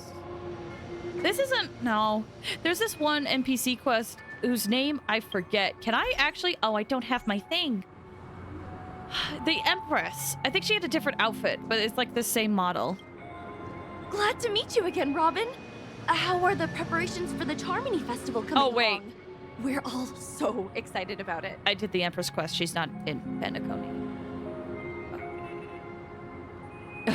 I probably spoke a little too quiet. Anyway, I just remembered the end of that quest. Yay! It's going smoothly. Thanks for making the trip to join the festival. You're too kind, Robin. It's a pleasure to have guests from all over the universe celebrating day and night. Can't find a good spot for my mic. Okay. I can't stand being lonely or bored, so this jubilant dreamscape is perfect for me. But if this went on forever, would it get boring too? Nah, not at all. Who would get tired of having so much fun? Every day, you get to wear fancy clothes, explore all sorts of dream bubbles, indulge in delicious food without gaining weight, and you never get old or sick. As long as you can afford a room, this place is the ultimate paradise. But you know that only a few things can be brought back from the dreamscape to reality, right? That's exactly why I don't plan on bringing anything back. Just enjoying the dream itself is good enough for me. I mean, I'm not one of those long-living species. I only have around 60 or 70 years in this lifetime, and there's so much to worry about. Being happy here is pure bliss. But only in this sweet dream can I truly feel like I'm in control of my life and fate. Who would want to go back to reality after experiencing this bliss? It's like, okay, I have such mixed feelings because all this dialogue is unnerving to me. But at the same time, haven't we all been there where we just want to escape reality? We don't want to think about reality. We don't want to do anything about it. Like, I don't know. I'm of the mindset where you need a balance. You know, escapism is good in moderation, but what these people are doing is way too much. And I mean, that is the message that they're sending across, but it's just, I don't know. I'm unnerved. Is that a bad thing for me to be unnerved? Like, should I be sympathetic? I just feel unnerved. I see. I genuinely wish you all the happiness in the world. And I wish you a fantastic performance, Robin! I'm off to the Blue Hour for the ball. See you later. Seems like that guest's perspective didn't resonate with you either. She had a valid point. I could sense her genuine happiness. It's just that... What you're trying to say is, she thinks she's in control of her life. But in reality, she's just escaping from reality and seeking solace in this sweet dream. Once she steps out of this sanctuary, everything will be lost. Well, she did make mention of being able to afford a room. Didn't she? However, the paradise in our dreams, it doesn't have to end. No. And the paradise we yearn for shouldn't be just a fleeting dream either. But then I feel like they're talking about two different things there. Like, it feels like Robin has this mindset of, like, take a bit of this happiness and put it into reality. Like, you know, take it with you. And then Sunday just seems to feel like it's okay to just stay here. I don't know. I might be misinterpreting it. Also, it depends. It's never bad to feel how you feel. That's a good point. But still, like, I will fully admit that sometimes my perspective should change on some stuff. Or at least I've learned that in the past. I don't know. It feels off. All these people have a very valid reason for wanting to escape. I don't want that to be understated. But yeah, there's a limit. The scenery in this dreamscape is truly breathtaking, isn't it? Oh, Robin. Can't believe I'm meeting you in person here. What an honor. You're right. Even though time stands still in this dreamscape, it always feels fresh. I find something new every time. A philosophical mind. I hope I'm not intruding. Oh, not at all. With little time left, I yearn for meaningful conversations, especially with someone as esteemed as you. Do you mind if we chat? It's my pleasure. No need to be formal. Just speak your mind. You said, with little time left. Please, forgive me for being blunt. But is that why you came to Penacony? Yeah. I was part of a war, and while escaping from the Sarkosian mothership, I got exposed to some radioactive materials. Oof. And then, all my comrades died, and my hometown was wiped out by neutron bombardments. I couldn't bear to live with everything I knew gone. That's when I heard about a possible solution here, so I came. How heart-wrenching. I hope the family has been able to help you. They have, and I'm truly grateful for that. They provided me with a comfortable room, the most advanced life support devices in the cosmos, and a stellar team of caregivers. My physical body is now in the dream pool, sustained by life support. The me you see here is whole, rational, and no different from any other person. But I can't say the same for the me in the hotel room. My true appearance. Huh. I hope you never have to witness it, Robin. So, you'll be living forever in this dreamscape, right? Just being able to live at all is good enough for me. Whether it's in this dreamscape or not, well, I don't really have much say in the matter. My world has been torn apart, and my life could end any second. So, even if this whole place is an illusion, it's still my paradise, and I'll treasure every moment I spend here. How I envy those everlasting things. That old man's story. It's so tragic.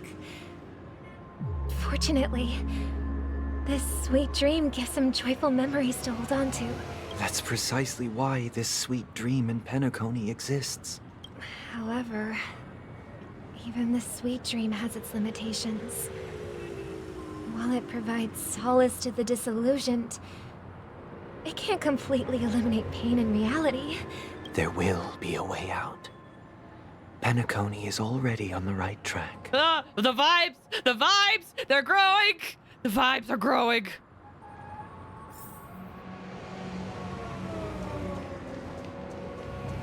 Oh, hey! Is that who I think it is? Also, dang, that man's story. I was like, oh. Look what we have here. A lovely young lady. Well, look who it is. Wait, is that me? What growing? So I mentioned earlier how Sunday is giving me a quote-unquote vibe, and I didn't know how to describe it other than a crazy vibe. And that right there with what he said, I was like, it's growing, the crazy vibe. It's growing. I feel it. Brother, what a surprise to see you again. Show yourself. Your trick won't work on us. I've heard that a skilled mass fool received an invitation too. That must be you, right? Did you enjoy yourself? Barely. The people here are way too gullible. A little bait is all it takes for them to bite. And they run away at the slightest hint of danger. In other words, they're naive and cowardly. Unsettling vibe. Yeah. Now that you've had your fill, it'd be wise to leave before it's too late. The music of the harmony doesn't tolerate discord. What? Now that you have the real Robin, I'm useless? Oh, how disheartening. I've done so much for the family. You should be thanking me, because if it weren't for me cleaning up this mess, Penacony would still be in shambles. Don't you think? That was a personal request from the head of the Iris family, and it has nothing to do with us. Step aside and stop causing trouble for the Charmony Festival. The Charmony Festival? You think you can scare me? You think I've no idea what you're planning? I don't care what you're thinking, chicken wing boy. But I'm pretty sure our lovely Robin won't be appearing on stage. After all, you're well aware of what a sorry state this dreamscape is in under the banner of harmony. Penacony, the land of the dreams. Is this truly the paradise you desire? Stop it. Oh, he mad? What's the rush, chicken wing boy? Did I get to you? Our paradise is none of your concern, masked fool. Leave now, or the family won't tolerate you anymore. All right. I'll go. But Robin, I suggest you seriously consider this. Do you really believe those living in dreams can escape pain and find true happiness? Well, I mean, she's been thinking about that this whole time. And now I'm simply waiting for the fireworks to begin. Hold on. You are giving up people buttons. Is this a literal sentence? What are you planning, madam? Here, the last 2 gifts for both of you. And don't lose them. If by some unfortunate chance the Charmony Festival starts against all odds, remember to use them during the show. And it'll be thrilling. Bang! I have concerns. I have immense I concerns. heard a raven cawing in the distance. It seems the Dream Master will arrive soon. Actually, Dream Master? Whoa! That was close. Hello? Greet the quote-unquote Dream Master. Let's wait here for the Dream Master to arrive. Okay. By the way, brother, I heard you no longer have a sweet tooth. Back when we were kids, you used to steal my desserts. Seems like a lot has changed during my absence. Oh. What exactly happened? Well, someone has to stay awake even in this sweet dream. But that someone doesn't have to be you, or anyone in particular. You're carrying too much on your shoulders, brother. The paradise in our dreams. It shouldn't be like this. Penacony is nothing more than a dream.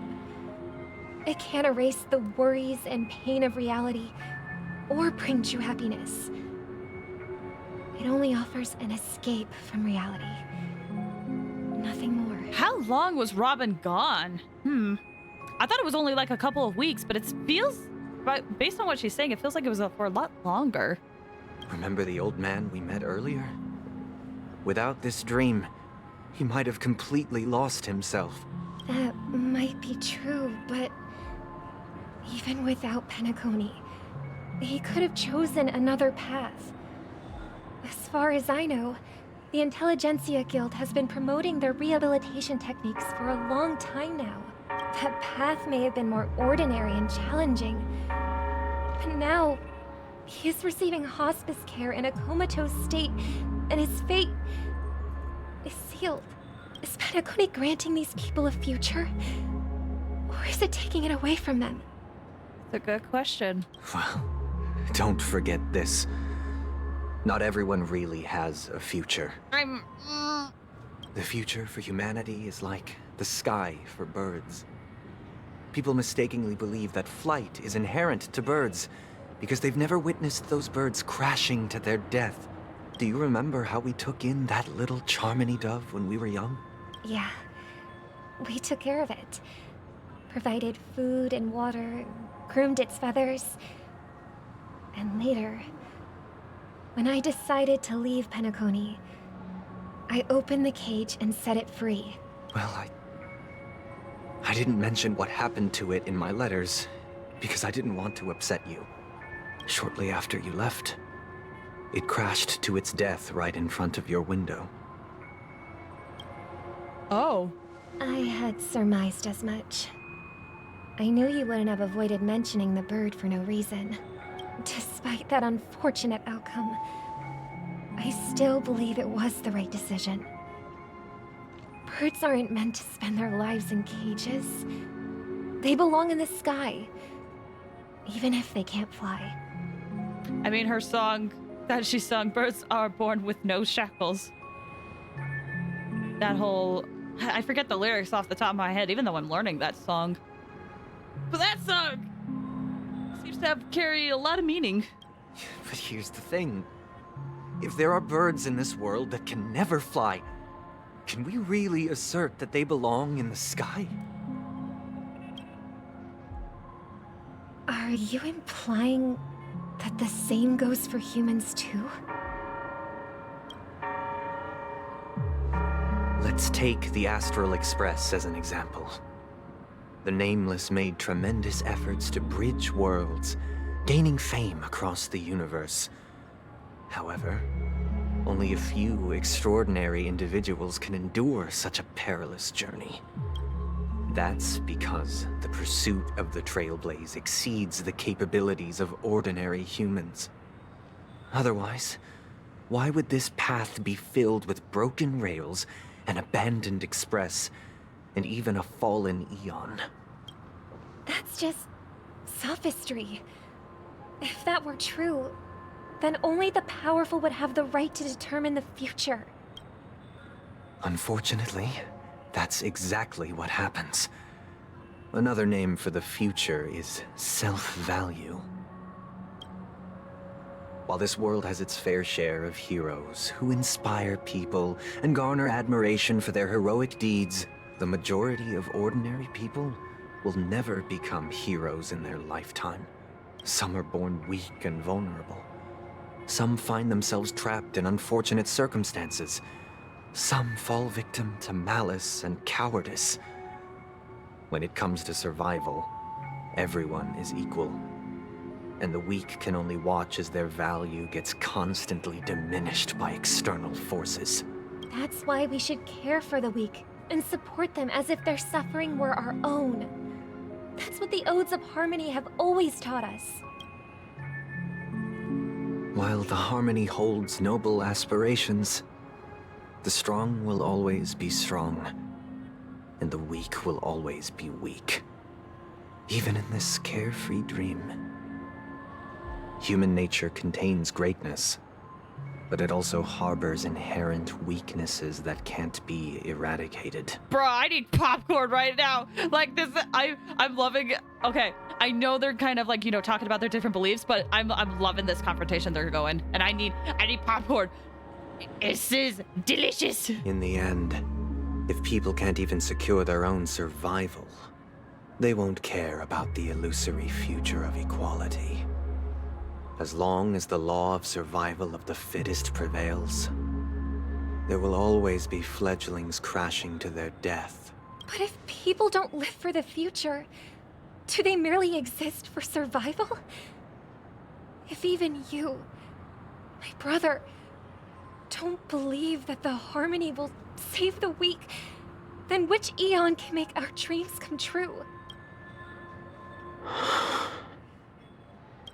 People often forget that when the first bird took flight, the entire world envisioned a future where no more fledglings would ever crash to their death. Are you reading, sister? What are you reading? Mr. Gopherwood gave me a picture book. It's about the story of the harmonic strings. I'm guessing this is Sunday and Ramina's kids. Trustful boy and guileless girl. Hold on, what does guileless mean? Guileless? I forget. Innocent and without deception. Fascinating. If I could become a chord master, I'd like to summon Dominicus, the harmonious choir. I want to sing with everyone and spread our wishes so that all can feel happiness and joy. I see. Then I would summon the harmonious choir too. Don't you have a wish of your own, brother? Of course I do. It's just that it includes your wish and everyone else's. I long for a true paradise where everyone can find peace. Then let's build a stage there and invite everyone to our performance so that both our wishes come true through the power of the harmonious choir. It's a deal then. Yeah, it's a deal. But how can I become a chord master? Maybe you'll have to become a star first. That has implications.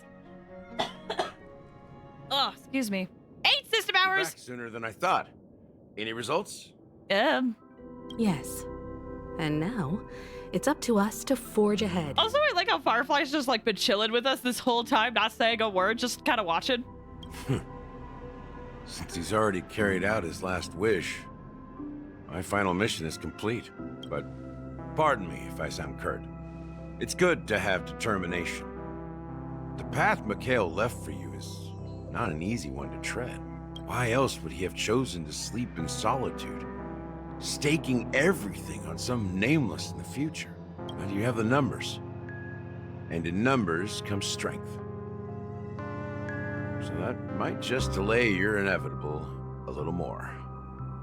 Got any more encouraging words? She's just here to support her girlfriend. So true. Look, they're basically super close to holding hands, guys. As I see it, relying on Welt's negotiations alone is far from enough. Regardless of whether the other party will be compliant, negotiating simply allows us to meet them as equals and won't grant us an upper hand. Penacony is our rival's home turf, and we already have very few chips left to play with. Rather than idly sit around while the family's got us blocked off, an offensive approach might be a wiser course of action. We're more familiar with the Stellaron's properties than most, and since it's the key to stabilizing the sweet dream, it's vital to the family's interests. By attacking their core interests, they're bound to retaliate hastily. And as the saying goes, haste makes waste. That's right. As long as we pose a threat to the Stellaron, either with words or otherwise, we have a chance at gaining the upper hand. But the problem is, on the eve of the Charmony Festival opening, how exactly are we going to get close to the theater? Family security will be airtight, and if we brute force it, even if we succeed, it's too risky.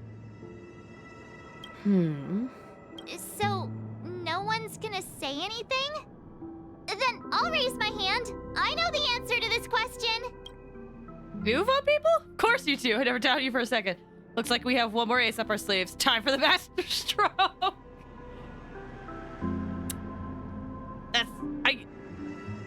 All these Jing Yuan references, man. Okay.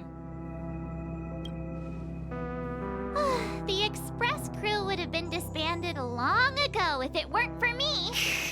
So, I heard that before the Charmony Festival begins, there'll be a pageant to kick off the festival. It's called the Soul Glad TM Festivity Auditions. Or something. And it's going to be held in the moment of Scorch Sand. They actually say the TM! Oh, that's so awesome. As As long as we clinch the top spot, we'll be able to attain the title of Festive Superstar and be able to personally bask in the graces of Miss Robin. Not that that's important. What's crucial is that we can enter the Grand Theater before the audience arrives. So, how do we go about participating in these festivity auditions? I've already procured special invite tickets from Miss Robin's fan club. Oh, wow. To tell you the truth, I had been preparing to join the auditions all along. But now it looks like even if I scrape through, I probably still won't have the chance to shake Miss Robin's hand. So they're still running this thing, huh?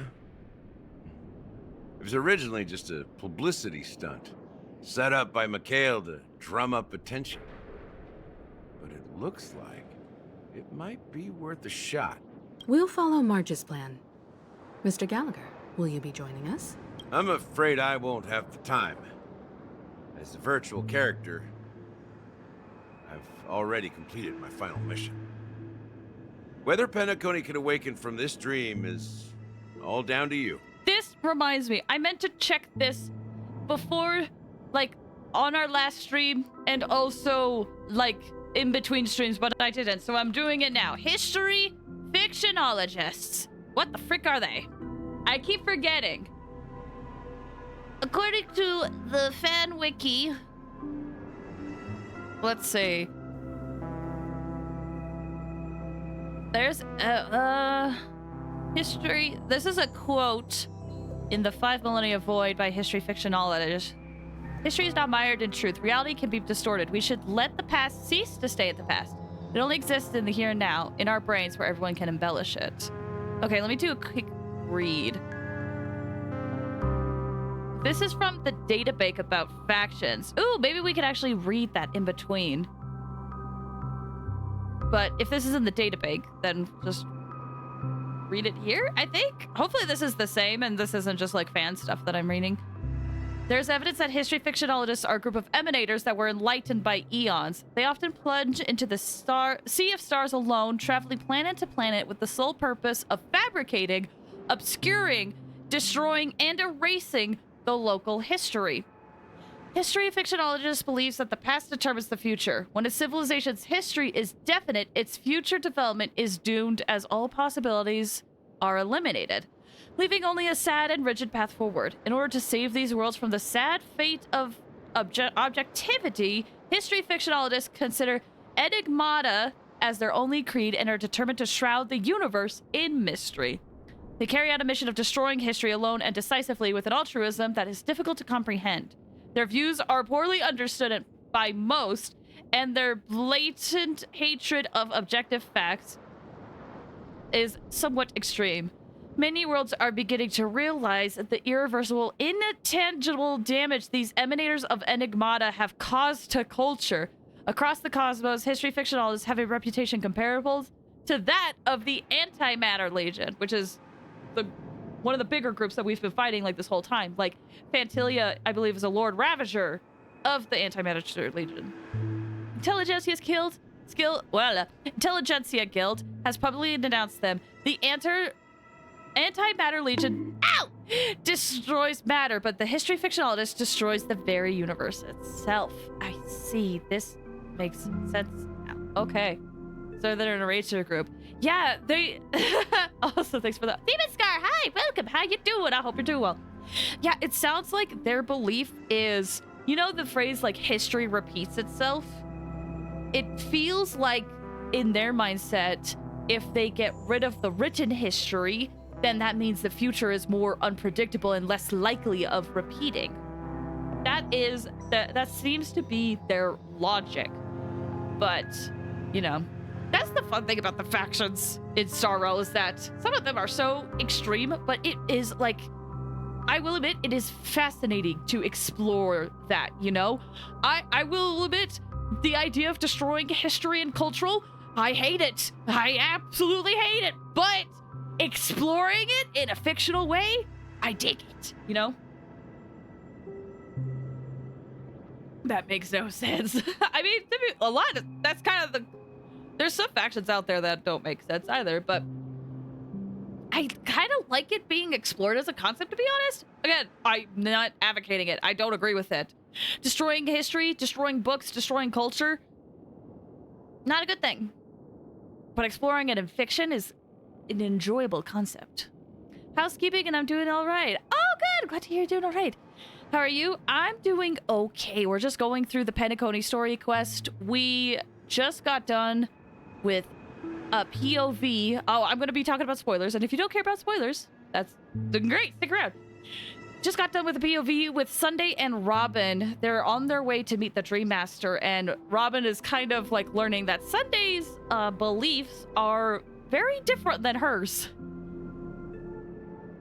And that is fascinating. We also have we're trying to find a way to get closer to the Stellaron and where it is. And March proposed this festivity that she has tickets to. So we're gonna go check that out. So when he says, as a fictionalist, I've already completed my final mission. Which is interesting because his whole mission was to help us discover the truth of the past.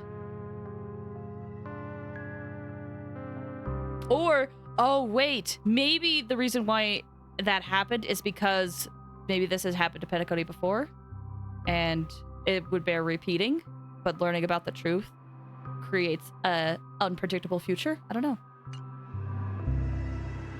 Enigmata, I guess it does fit. History fictionalists are follow Enigmata, which I believe Enigmata is like, what does it mean?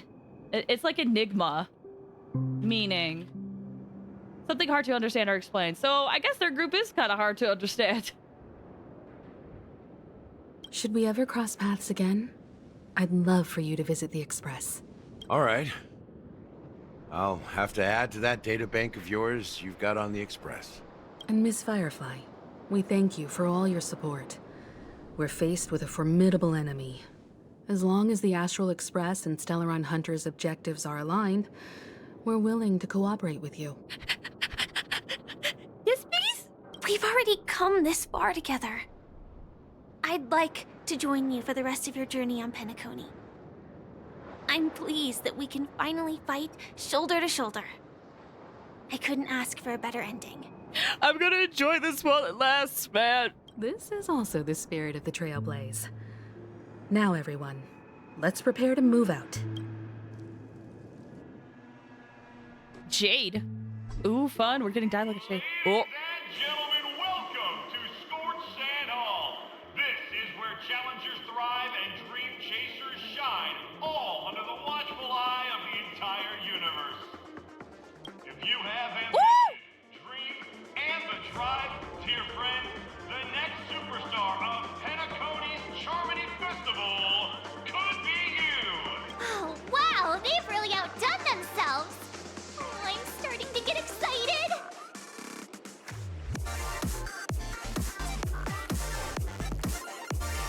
Oh, wait, I want there to be more melody. Come on, give me more melody. There's a little bit there. I'll take it. Good cheer.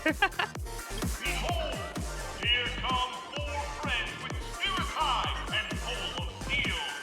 Are you aspiring to be the superstars of the festival?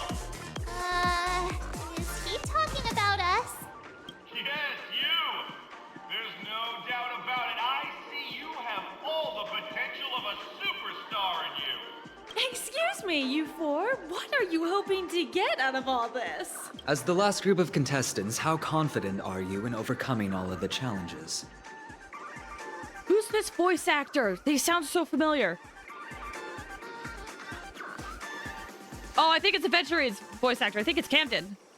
Would you be open to a brief exclusive interview with us? It'll be quick. Your journey is long and fraught with peril, yet under a sky blanketed by banners, you vie for the crown. The sword and rose! Protect the beauty! The beauty! Magnificent and majestic! I haven't done Argente's quest, but I imagine this is what he sounds like. A knight's head is hard as steel. Brotherland's focus is stubborn as a heel. We don't all have to be winners, but if we don't have fun, we'd all be sinners. People are pouring in. kinda feels like all sorts of baddies are showing up. Let's get in there quickly and enter the competition. Ladies and gentlemen, please, make way. Make way.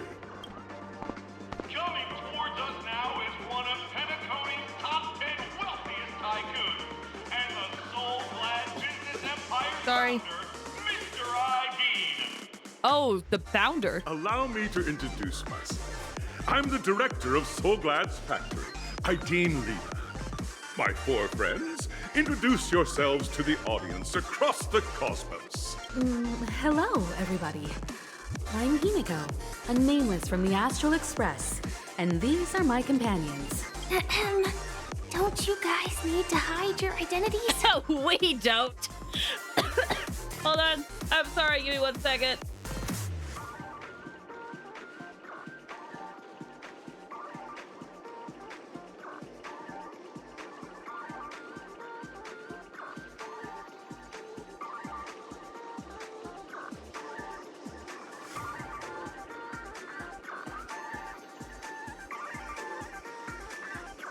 Oh my gosh.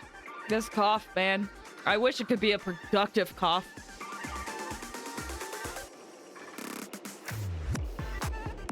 Oh, that was disappointing. I will admit, I'm usually someone when it comes to music where I like there to be music with a melody. So there's parts of this song where I simultaneously love it, and then parts where I'm like, give me more. You think with all this money you can afford a chiropractor, but he would lose his originality. It keeps him authentic. Not authentic. Unique. That's the word I'm looking for. I can't hide it anyways. Penacony is plastered with our posters. And because the Astral Express is so well known, the family won't dare to make any rash moves. I'm Blaze. She's March 7th. Hello, everyone. Hello, everyone. Is it really a good idea to have a talent show at this pivotal moment of our story?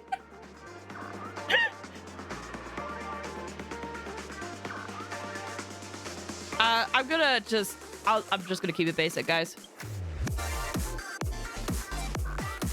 Hello, everyone. I'm March 7th. I'm an ordinary girl who loves adventures. Hello, everyone. I'm Firefly. I am also an ordinary girl who enjoys adventures. Well, yeah, let's not talk about how you've slaughtered hundreds. So it's a bunch of nameless guests. This final face-off is bound to be spectacular. Time is precious. My four friends, come with me. Grab a bottle of Soulglad and make your dreams a blast. And our girlfriend. True. If they ever were like, this is my girlfriend, I would have been happy. Oh, can I not go this way? Oh, I can. Can I get smacked by this? Oh, there's a wall preventing me. Okay. Bruh, I'm gonna love this area. This area seems like a fun area to explore. I can walk through this! Okay, let me grab this. And it looks like we're just going through this area? What did even I get? Starting point. Huh. Okay, well. It looks like there's all these birds here, so this is a new bird collecting area. Buzzing. That's right. This venue is a miniature representation of that time known as the era filled with boundless possibilities. Oh, look at that. Pretty. Whoa! Grab a bottle of Soulglad and make your dreams a blast. Nameless, your arrival reminds me of the grand occasion when Penacony was first established. I was still a young, bright-eyed lad back then, lured here by the watchmaker's ads, full of zeal and ready to make my first fortune in life. Once, during a particularly grueling day, I passed out and was resuscitated by a drink from Mr. Sousa. That sweet taste has since been etched in my mind And that was what drove me to create the Soul Glad that we all know and love today. The dream-chasing era was truly a wondrous time. Oh, I miss those days, and the Watchmaker. Scorched Sand Hall is my homage to that time of boundless possibilities. I wholeheartedly hope you make it to the finish and emerge as the next superstars of Penacony. Now then, is there anything you'd like to say before the competition officially begins? Nah, we would. Can we get the ball rolling already? I ain't got all day. Fish, rest assured, we're gonna take an L. I can feel it. Nah, we'd win. That's the trailblazing spirit. How about you, Miss March? Hello, everyone! Next up, get ready for the Mega March 7th Adventure, where I'm going to break the speedrun world record! Trailblazing into the uncharted and challenging the limits. That's Miss March 7th for you. How about Miss Firefly? I hope that by the end of this journey, everyone will have achieved the outcome that they hoped for. Ah, a wonderful wish! Miss Himiko, what are you expecting from your team? Safety first, everyone. Simple words, but full of warmth. Waiting for you are 3 stages, each connected to that era. The first 2 stages offer 2 distinct paths to choose from, with unique challenges on each route. And in the last stage, you will face off against a champion who has defended the title to this very day. A beloved contender whose noble virtues are unrivaled. Those are the rules. Simple. Wonder who that would be. Everyone clear? Now then, I hereby announce that the 33rd Scorched Sand Festival of the 20th season, sponsored by Soul Glad Enterprises, has started. Nice! Hold on, I'm going back. Champion who has defended the title, whose noble virtues are unrivaled. What does that mean?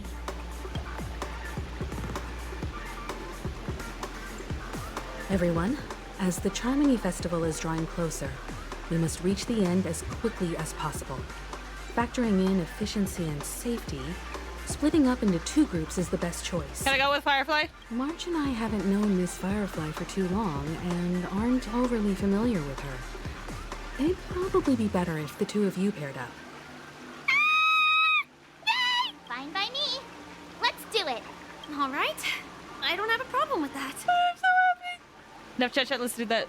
Say what now? I get to pair up with Firefly and there's no catch? It'll be a shoo-in with me around. Has any of you bother asked me for my consent to this? Wait, I get to pair up with Firefly and there's no catch. Okay, chat, I need help. Is this a positive sentence? I can't tell. Is it positive? Small update, I ran into a group of vampires that killed most of my zombies. So they're my new zombies. Vampire zombies, I like it. Is this a positive sentence? I can't tell.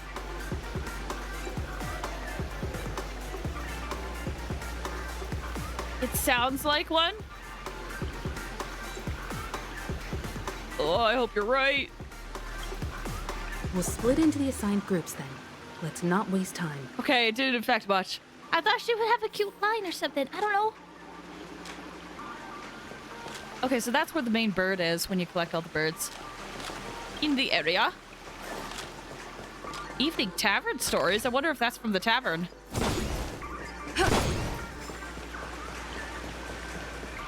Well, oh, this is a lot. This looks like a lot. Well. Welcome to the first stage of Soul Glad Enterprises' 33rd Scorched Sand Festival of the 20th season, Dream Play Fantasia. In this stage, you can choose between two challenges, the School of Acting or School of Action. In the School of Acting challenge, you have to complete 3 performances from 3 scripts and move the panel judges. In the School of Action challenge, you have to defeat 3 groups of enemies convincingly and reach the end. Complete performances in scripts or fight. Now, make your choice. Select the stage you wish. Does Firefly have a preference? Like, oh, get to hang out, no one can stab dice? Yeah, that's how I kind of viewed it.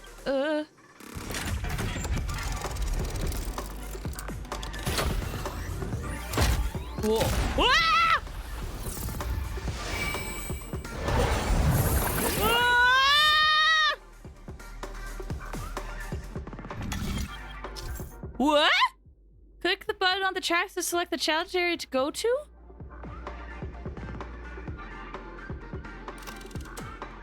Acting? Or action? Should we do action or I don't know? I mean, here's the thing. Action just sounds like we get into combat, right? Acting sounds like we get to be a little silly. Am I wrong in my assumption? I would like to be a little silly. I'm sure action probably would be quicker, but... Silly. I'm gonna go silly. Yeah, acting. The stage of dreams for those who dare to dream. Welcome to the School of Acting stage. Think you could do each one ever. Hope so. Stage and move the judges with your heartfelt performance. The next cosmic star of Penacony could be... Ah, dang it! Competitors, allow me to introduce the rules of this challenge to you. Okay. There are 3 stages up ahead. On each, you will find an outline of a script. These 3 scripts were written by the legendary filmmaker, The Watchmaker, and depict various stories from Penacony's era of pioneering. Your task is to bring those moments to life, find the right words, and act convincingly to make the judges feel the script's intended emotions. Oh, I wish you a successful performance. Also, a bit of trivia. The record score for this stage is held by a participant with fiery red hair. His exceptional performance brought even the strictest judge to tears. It's like he wasn't even acting at all.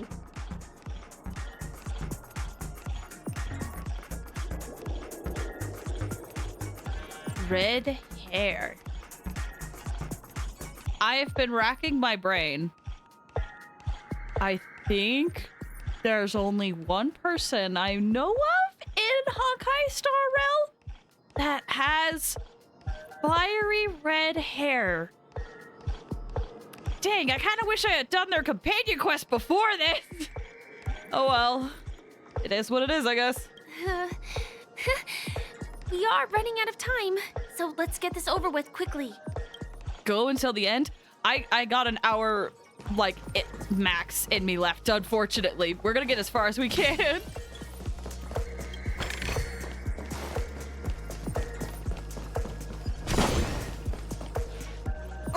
Just take a look at this pair! Such star quality. Since you come as a pair, I'll prep a 2-person scene for you. You two. Are you ready? Ready? Envision that you, driven by the spirit of exploration, are arriving at the land of dreams that is Penacony for the first time. But instead of lush lands, you find yourselves amidst swirling sands and desolation, far from the paradise the Watchmaker described. I'm trying to read, but I keep covering the dialogue! You're driving an old clunker through the wilderness of the dreamscape, braving the cold wind, choking on the dust, and suddenly, a fierce memory zone meme blocks your path. Okay, wait. So, desolation, wasteland. And then we're driving a clunker. And then a memories o' meme. Now, Miss Greyhair, what line would you deliver to express your disappointment in Penacony? I love living on the wild side. British creature, quick, let's run over it. Tarnation! The big watchmaker's a big fat liar. Express your disappointment in Penacony. I mean, to be fair, I would love to say this, but it doesn't express your disappointment in Penacony. Very good. Now, though you're disappointed, your screen partner is conversely very enthusiastic. Now, young lady, you will say... This is great! I love living on the wild side! Very good! Very intense!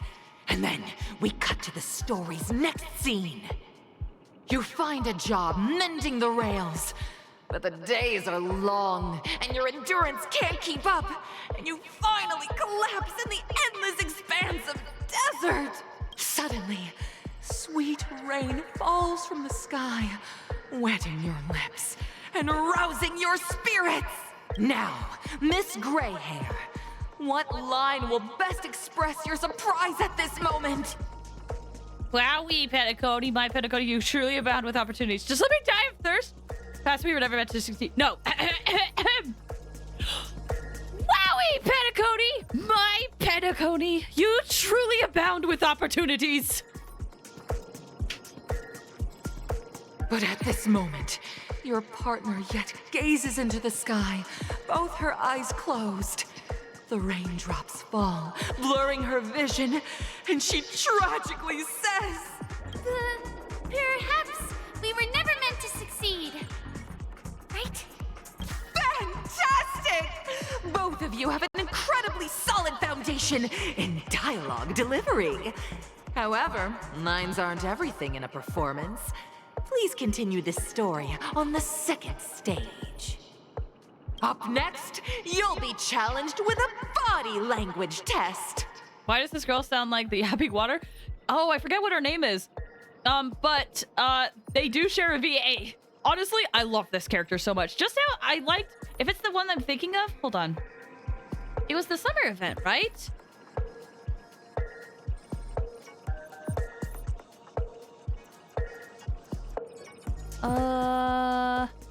Yeah, the Oceanid. Hold on. Summer event Oceanid. Idea. Yes. The VA is for both of them. And to be fair, I liked both of them. So yeah. Also, hi Fierter, welcome. How you doing? I hope you're doing well. Yeah, Idea. I think that's how it's said in Genshin. Same VA.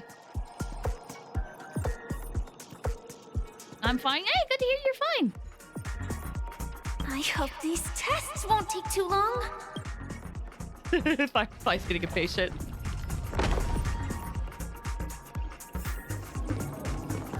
The depth of your dialogue delivery is remarkable.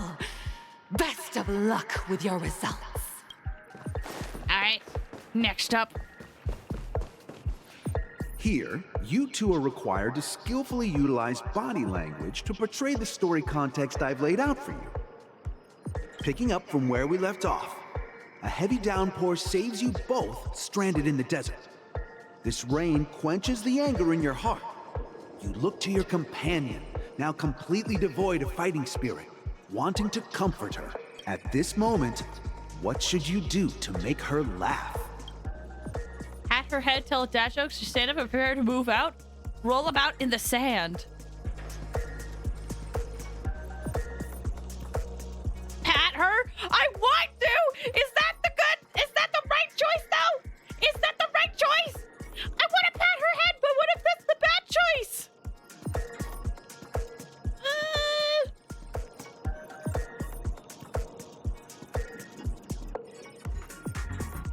It wouldn't be this. I'll trust you guys. Can I pat? Pat! You seriously think that would make someone laugh? No! I'm sorry, I just wanted to pat!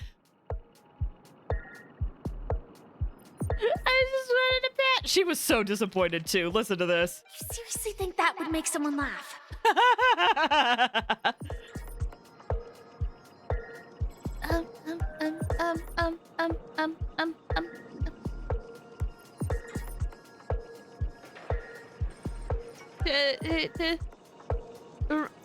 Roll about in the sand?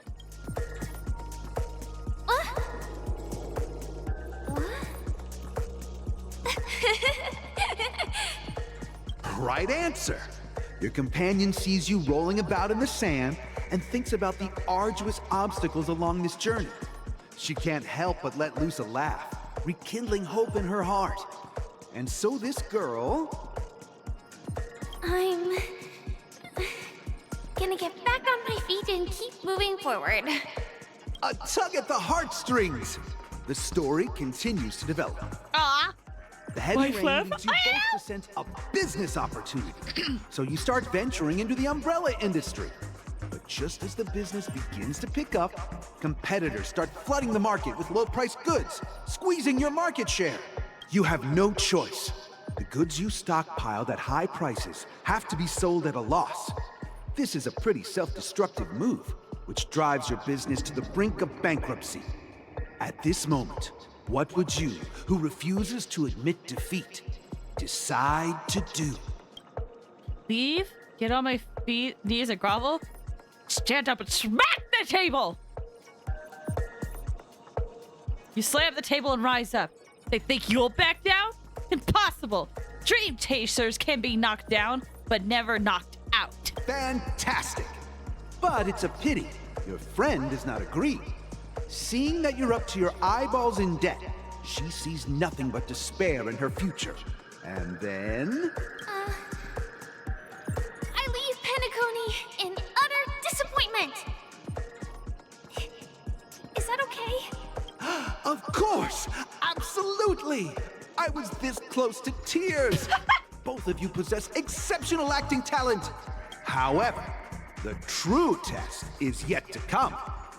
You're about to encounter the harshest judge this show has ever seen. You'll need to rely on perfect performances if you want to win them over. I'm trying my best, my dude. Is it gonna combine all of them? All right, up we go. Sup? Welcome to the final stage. Actually, all the scenarios that you previously encountered were all from the film Once Upon a Time in Dreams. Two companions arrive on Penacony with nothing but a dream. Their desire for achievement is met with continuous setbacks. Ultimately, one continues on, despite spiraling into debt, while the other concedes defeat and leaves. Many years later, their paths cross once more in the thriving Penacony. Yet, they refuse to acknowledge each other because... I became a big shot, but she ended up destitute. I fell to poverty while she's leading a normal life. I'm leading a normal life, but she ended up destitute. Once Upon a Time in Dreams. Is that a book? Like an actual in-game book?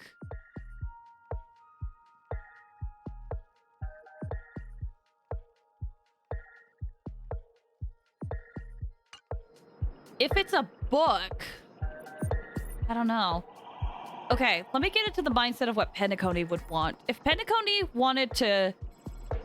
If this was the mindset of Penacony and kept pushing how good the dreamscape is, then I would imagine the one who stayed became a big shot. Right? That's the narrative that they're trying to push.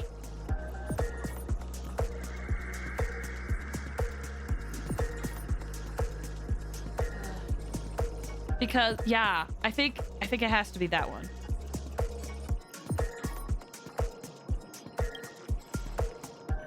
Against the backdrop of a revitalized Penacony, the joy of reunion mixes with the sorrow of past separation, the awkwardness of being strangers, and the shyness of a long-awaited encounter. all converging at this very moment. Give it a shot. Try and convey this bittersweet scene to me. Bring it to life with precise and emotive acting. Is this ever going to end? I know! Why don't you try that clockwork thing you used before? Oh, yeah, okay.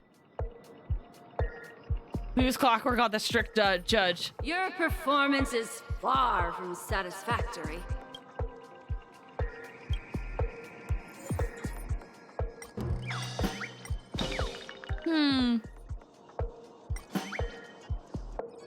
I guess we make her happy. God! Oh, oh, your thing didn't play. Hold on. Let me try to adjust that. Oh, have your guys' thing not been playing? Hang tight. I need to look at this.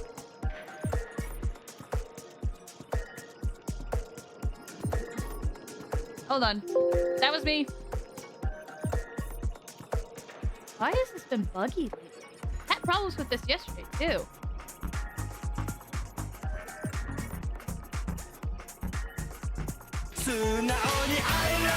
There we go. Thank you so much for the 2 mods. Thank you, thank you. Oh, Monarchs emotes. That's so freaking cute. Okay, maybe this was a bad choice. I never imagined that such a sad scene could be portrayed. Oh, by shoot! you. I should have said sad! Way. 2 people sharing a long, cherished friendship, as if time and status meant nothing to them. Huh? But we haven't even done anything! Is his imagination running wild again? Brilliant! Your portrayal outdoes the original. It's simply beautiful. We have passed the test. Well, it works. We gotta hurry up. Stellaron is at stake. Okay, bye. Wait, are you still? 2 people sharing a long chat. You pass with full marks. Oh, thank you. Well, I guess I nailed it. It's fine. This is fine.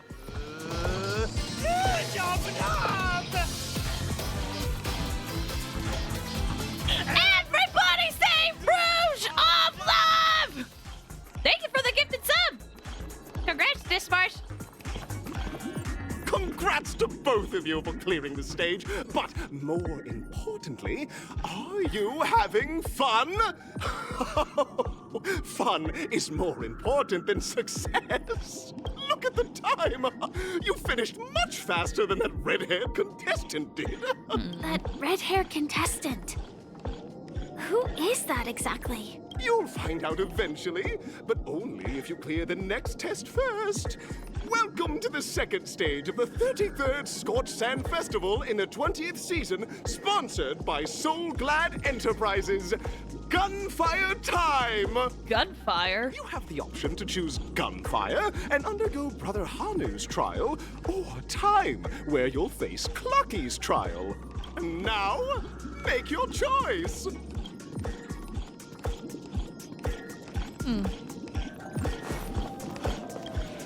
I kinda want to do Hanu? Hold on, if anyone's done this before, do you guys have a preference on which one? Woo!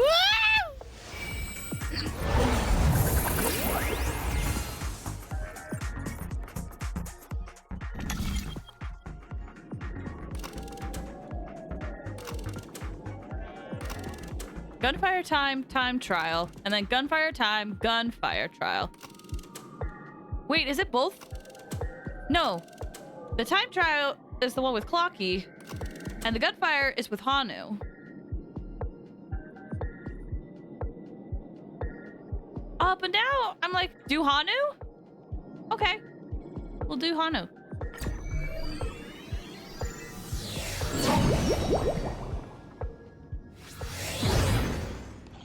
Dear friends, welcome to the enchanting universe created by the Watchmaker. Awaiting you is the morally dubious yet ever charming character from the animated Clocky series, Hanu. It is said that these cartoon characters were inspired by the Watchmaker's own experiences. According to research by clocky scholars, the original Hanu of reality shared a deep friendship with the Watchmaker, akin to comrades in arms. Enter into the world of Hanu via the TV by the entrance and partake in an enchanting and suspenseful story with him. Good luck in there. If it's a gunfire trial, we should be able to settle this with a fight, right? I hope this won't waste too much of our time. We'll try. I didn't even think about that when I was doing the quest. I don't know how much of a difference it makes. I don't have a preference. Hopefully it's fine. And there's birds here. I think Quentin or someone said earlier I could go back into this stuff. 1, 2, 3. In we go! Are we... Very Oh, shoot, sorry! Looks like you've got the hang of it. Wait. Are we both in control of this Hanu character? In this Hanu's Adventure episode, Boss Stone has gathered his battleships for an assault on Dreamville. All Buzzfly, Cousin Wolf, and Bombhead are all raring to go. The brave Hanu must thwart their advance and protect his home. Alas, Hanu presently is ill-equipped to fend off the malevolent mischief makers, which is why he is preparing to seek out the Puzzle Gentleman's aid. Go forth and speak to him. Your girlfriend's stuck in Hanu. We are one. Also, can I be upfront with you guys? I am extremely burpy right now. I've been trying to mask my burp so badly. Have you heard it? Or either are you okay if I burp on stream? I know that's a weird question to ask, but like, I know some people hate burps. Long time no see, Hanu. You look pretty stressed out. How about an intense and thrilling game of Dream Jigsaw to blow off some steam? I didn't hear it, but if you can't let it out, it's just so frequent. Anytime you've seen me lean over this way, or I disappear, that's me like trying to burp away from the microphone. Excuse me. Okay, anyway. You look pretty stressed out. How about an intense, thrilling game of Dream Jigsaw to blow off steam? Actually, the plot deck takes out you directly provide aid to us. Is Dream Jigsaw really that intense and thrilling? See, this is the first time this is the first time I've ever seen you crouch down. Let out really cool sounding. You let out a cool Might just be the coolest in history. Oh my! Are you telling me that Boss Stone has rallied the villains to seize Dreamville? What a dreadful twist of fate! Listen closely, Hanu. I'm aware you're in need of a suitable weapon. And I also know there's one just upstairs. But you know what? You'll have to play an exhilarating round of Dream Jigsaw first. No Jigsaw, no moving forward. That's a fair. You have to help me now. What do the weapon and Dream Jigsaw have to do with one another? Dreamville's in danger. How do you not understand the predicament? That are really cool sounding. Only someone as cool as you could produce a cool sounding. Perfection. Now scurry along, Hanu, but tread carefully. Two ne'er-do-wells are also eyeing those jigsaw pieces. Either outsmart them with the quick knockout, or ensure they don't catch you in the act. I can't wait to see you finish the Dream Jigsaw. Best of luck, Hanu. Let's stay alert and make sure those monsters don't spot us. Okay. We'll try our best, I guess. So we get to sneak around? Man, I'm learning that I'm not the best sneaker. If we can push that thing down, do you think that would do the trick? Probably. Well, I can't go through there. Let's head up.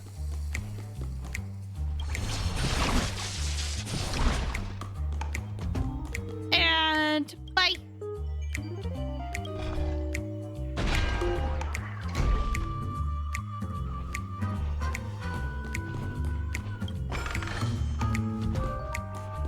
Oh, I don't want that thing to come back online, so I'm going back. And then we'll head up here again.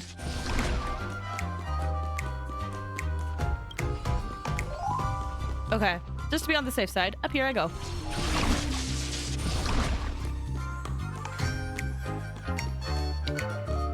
Okay. Hello. Come here. Now we need one more, and it's right over there. Also, I'm gonna just get rid of this while it's up here. Grab this alley, please, Brother Hanu. I stacked these books for you, Chirp. But it's Brother Hanu. Why is there a need to stack books for such a low stat? Let out cool sounding hoof. Hurry up, Chirp. Any more indecision over this matter, Boss is so slacky will catch up, Chirp. I'll fly out from here and distract them. You have a chance to run.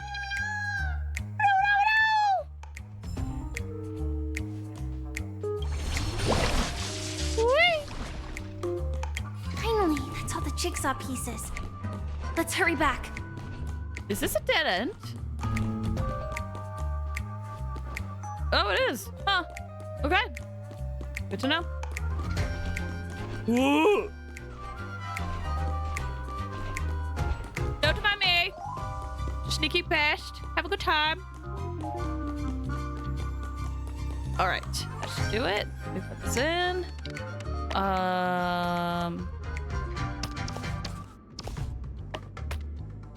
That doesn't look right. That's it. I don't have any other edge pieces. Do here. Do. Oh my! The exquisite sensation of perfect alignment! My organizational itch has been quite thoroughly scratched. Hurry now, Hanu. Touch that TV set and transform back into your old self. Then head upstairs. Your weapon awaits you there. Are such haphazard instructions really okay?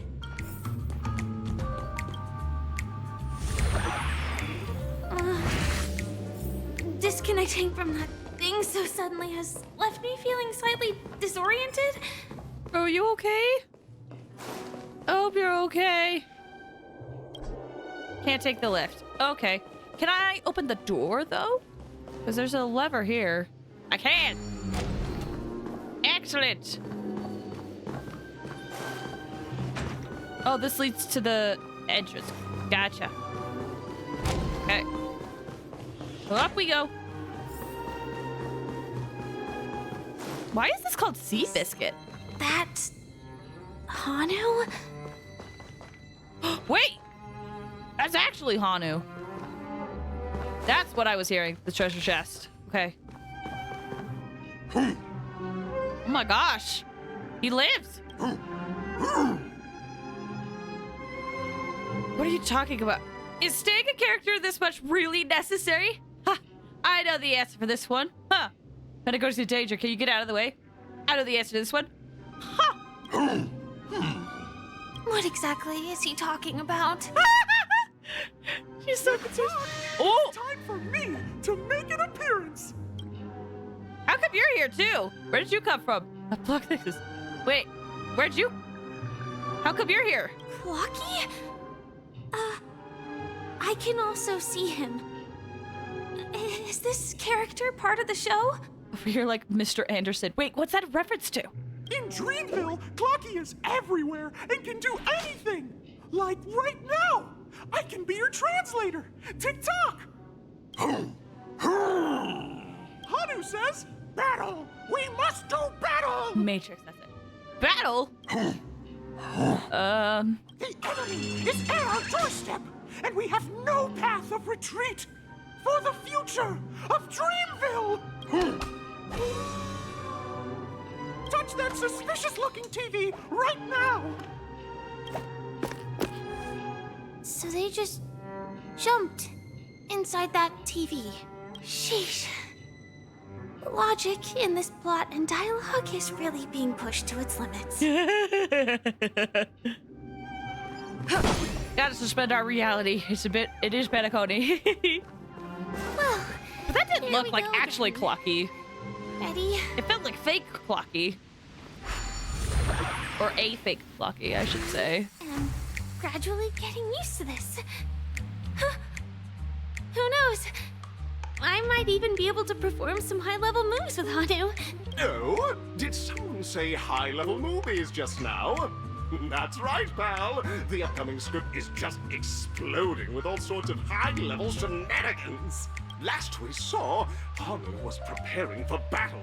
Suddenly, he hears heavy footsteps coming from the hallway. The mischief makers have broken into his home. But brave Hanu won't go down without a fight. He instantly sprints for the storage room, ready for a do-or-die showdown against the baddies. But we still don't have any weapons in hand. Guess what? Hanu's favorite bazooka just so happens to be in that storage room. So get a move on. Guess what? Had such like anger to it. Like, guess what? What a coincidentally convenient plot twist. It'd be even more awesome if the organizers allowed me to wear armor. She's like, we could make this so quick, guys. Just let me wear my armor. The storage room. It's behind the shelves, right? We gotta go over there.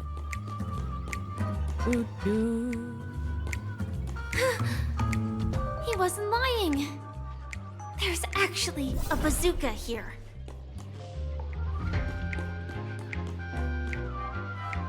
Okay. I think I could just keep going this way. Look at all these bazookas. Are you happy?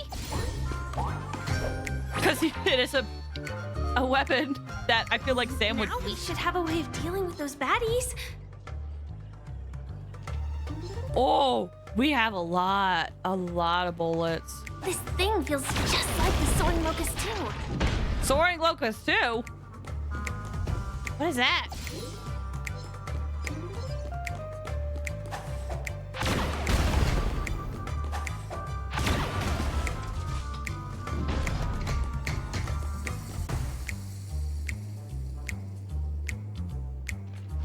Oh, there's more! Careful. It looks like we've got more company. Get ready to fire!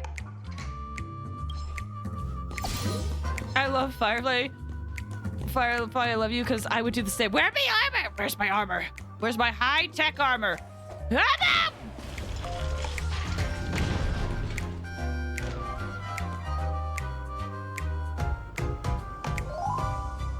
no! No, the bullets! I wanted to grab them. Ah, behind us! Here we go again. But no big deal. We're pretty handy with this bazooka now. It just... Whoa. No! No! No! Oh, no! The not-so-unstoppable Hanu has actually fallen! Quickly! Return to the battlefield and seek revenge against the bad guys! Okay, but I need bullets. Again. But no big deal. We're pretty handy with this bazooka now. Oh my! The unstoppable Hanu has been spotted! Everyone, please proceed with caution! Fire away! I'm running low on. That should be all of them, right? Oh my! Hanu is on a streak! Everyone! The stage is complete! Quickly! Head through the TV to the next stage! We have like 5 shots. I did, but I felt like I was running out and it scared me.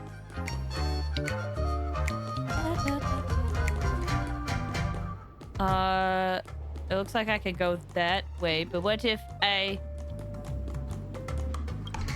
I can't go this way. Okay, never mind. I'm sorry. I broke the tread. Can I grab this? Is it too high? It's too high. Fine. Whatever. I didn't want to use that anyway. I didn't want to grab that anyway.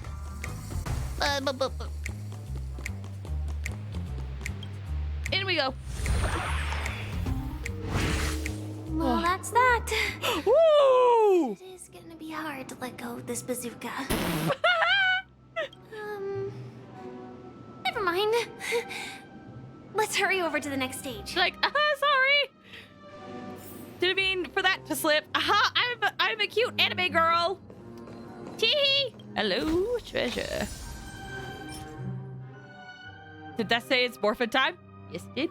The fun references. Ooh, that's actually not bad. To me, it's not bad. Like, it doesn't have crit or crit damage, but attack, break effect. Pretty nice.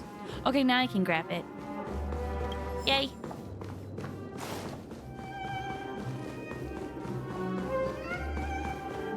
Back when you were small. When I was a small one. Yep, it did. All I need is crit or damage and rate. I would prefer to have it too, but I'm kind of to the point where I don't expect it, so I find compromises. She's the Samus of Starrel. That's a fair comparison, sure. Samus of Starrel, but instead of being a bounty hunter, she's kind of destroyed a lot of people. Wow. Congratulations to both of you! You've overcome all obstacles and proven yourselves. But, unfortunately, there is only one who can be Penacony's festive superstar. In the final stage, you will face the defending champion. If you fail, you will lose the opportunity to become the festive superstar. Welcome to the 33rd Scorched Sand Festival's third stage in the 20th season, sponsored by Soul Glad Enterprises, Superstar Showdown. If this is who I think it is, this is going to be the first time I have ever seen this character in-game. I have had a lot of pre-assumptions about this character coming up, and I haven't done the companion quest with them yet. So I'm kind of, I don't know. I'll be honest, I didn't like this character when it was teased, but let's see what happens. I'm willing to change my mind.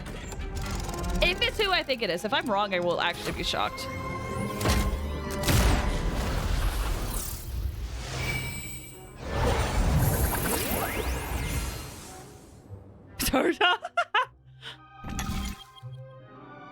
Okay. Super Showdown, Arena 2, Arena 1. Did they describe what the differences of the arenas are?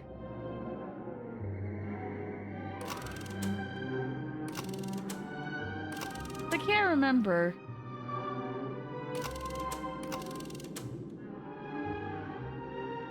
No.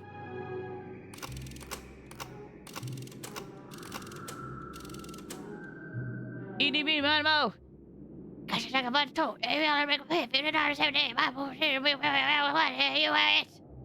I guess we're going with this one, Arena 1.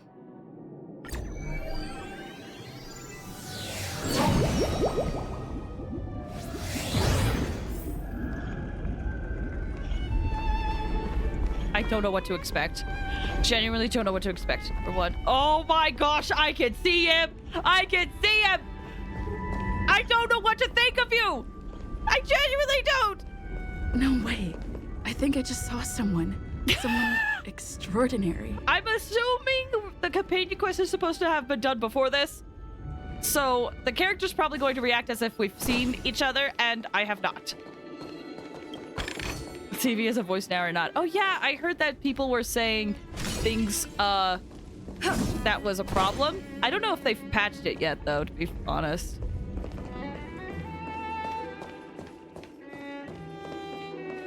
Hype, dude. Nope. The patch hasn't been released yet.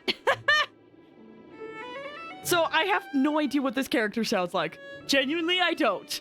I haven't done the companion quest. So, I guess the part of Argenti will be played by me. It's gonna be bad. Rip. I'm gonna try my best, but y'all don't expect it. It's definitely not gonna top whatever the actor does. But again, I've never seen this character, so I have no freaking idea! Please wait, my beautiful ladies.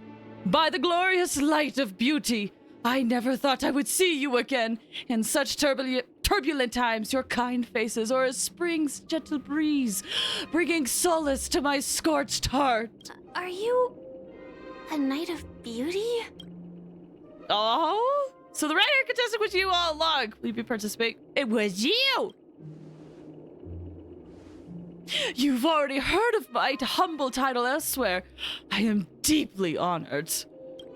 Upon hearing the impending festivities, I commanded the one and only to bring me to Penacony with full haste. Alas, in a cosmo unguarded by the beauty, disorder prevails. Thus my passage was delayed by tending to the sick and injured. Fortunately, the mini rabbit mech pilot, stray cat duelist, galactic ninja, and quad drive Intellatron, along with 32 other souls in distress, all emerged from their predicaments safe and sound. I then led them all here to revel in the harmony with the countless of other splendid beings. Oh, I'm already tired. Is this the beauty? It's dazzling. Quite the savior, aren't you? I'm busy saving the world. Could you please make way? Quite the savior, aren't you? I do not deserve such praise. Unfortunately, that dashing IPC ambassador, a Venturine? I saw you talking about a Venturine? Who the frick is this? Whose radiance matches that of a beautiful peacock. It's a Venturine. Remains in a woeful state. How I wish he too could partake in this splendid occasion. Okay, let's get back to business. Since this fate has brought us together, it stands to reason that you both seek the accolade of the audition's victor, correct? Though upon arrival, I was once mistaken for a towering, silvered-armored fugitive with fiery red flames due to my lack of eloquence. It matters not, for all these trials stem from the land of dreams' beauty. What matters is that I now stand before you. Our paths have crossed. I, Argenti of the Knights of Beauty, am humbly requesting for a battle in the name of the Code of Chivalry with you both. I am fortunate enough to emerge victorious. If I am fortunate enough to emerge victorious, kindly grant me passage to the crown of victory and recognize that Idrilla, the beauty, is the most peerless beauty of them all. All right, Argenti time. I've fought you before. Too bad I don't have a good team for this, though. Lance of We'll make do. Lance? I fought him in, like, Memory of Chaos and, like, Simulated Universe, but I haven't done his... I keep saying it. This is where the music plays. Oh, okay. The flesh SAS. I'm gonna need some cough drops. Hold on. That voice was rough. Knowledge, the measure of truth and falsehood. Rise to the challenge. You chose the wrong enemy. Okay, we'll just do this.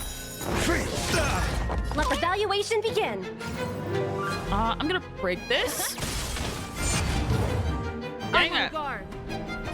Got a shield up. Rise to the challenge. Let the duel commence. Venus still trying to check. Ow. I'm asking questions. Chicken W! Just 0 points. I mean, we're not doing bad considering that enemies that don't have the weakness that you need have more resistance. That's not bad damage. Confess. You fool. Easy, Numby. Eternal sleep. The dead Look at this going.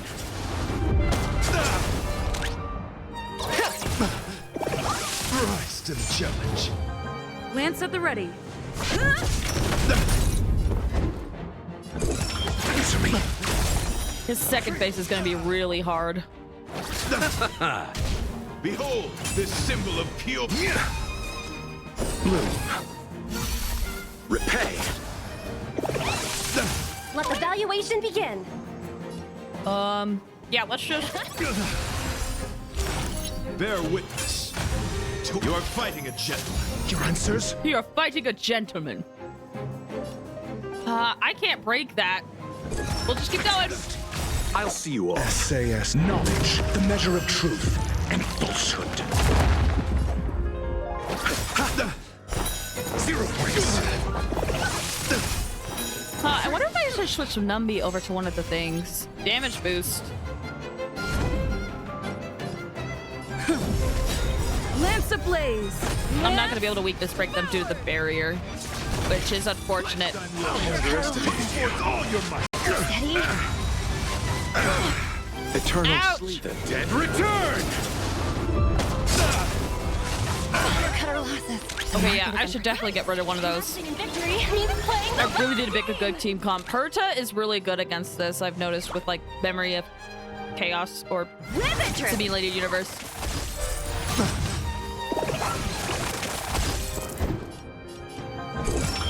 We just keep going, having ratio focus on Argenti, and I can get Topaz to focus on the others. Unless he spawns one. I underestimated you. I'm on guard. Because, yeah, that barrier's just going to stay there.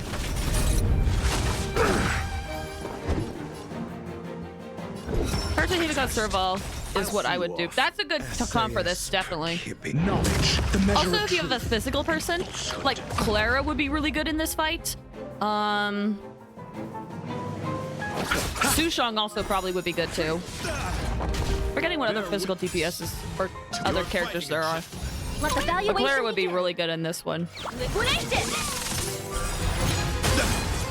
Eternal sleep is the dead return!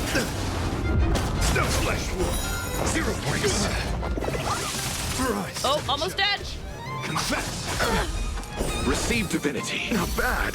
Repay. 5 points. Put forth all your might. Mediocre. I underestimated you. I don't think this will do it. But this might. Lamps forward. Ooh. He yields. Nice. Oh, right. Sorry. Okay. Stop playing, so I don't know. That's there. Okay. I have a cough drop, so excuse me. Beautiful. Beautiful. Truly a captivating contest. It is through you that I realize to uphold the honor of a driller, I must further hone my skills. What a beautiful lesson indeed. Go forth, my dear friend. Miss, beautiful miss. The audition's crown is yours to claim. I shall remain here, gazing from afar as you bask in the limelight, joining the audience in offering you the most heartfelt cheers and applause. We don't have much time. May fate allow us to meet again, Knight of Beauty. And may I be able to actually hear what you sound like in-game. In that case, let's make our way to the end. Penacony's really thronging with talent. I hope we make it in time. What do you have to say? Go forth. The champion stage belongs to the both of you. Bask in the glory you deserve. Well, thank you, sir. One day I will do your companion quest. It's actually one of the quests I've wanted to do recently, but due to real life situations, I haven't been able to sit down and record companion quests.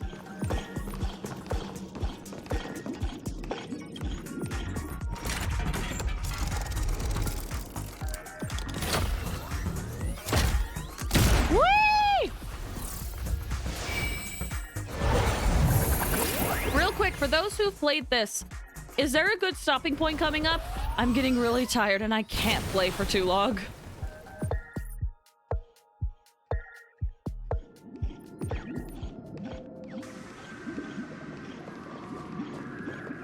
If anyone has played here.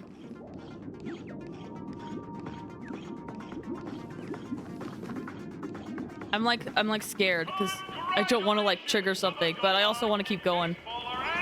Haven't made it to where you are. Okay.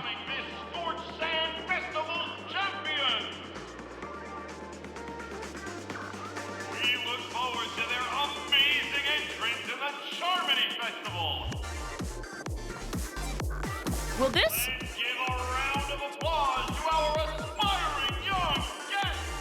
Hold on. If I go through this door, will it trigger like right away? Oh, jeez! I'm scared.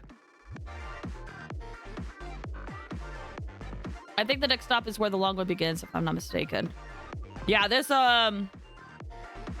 looks scary. Definitely.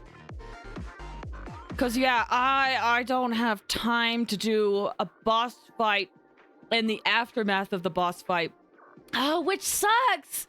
Because it's been building up to this. Dang it! I have bad timing. I'm sorry, y'all. I'm a fan of, like, arcs, right? I like doing stuff in arcs so that it kind of feels like a coherent story. But seeing this genuinely makes me scared. I can't go for another hour. I can't. I'm sorry, guys. But we made progress regardless. Let me teleport out of here. And, we'll play it... We'll unfortunately have to play it safe.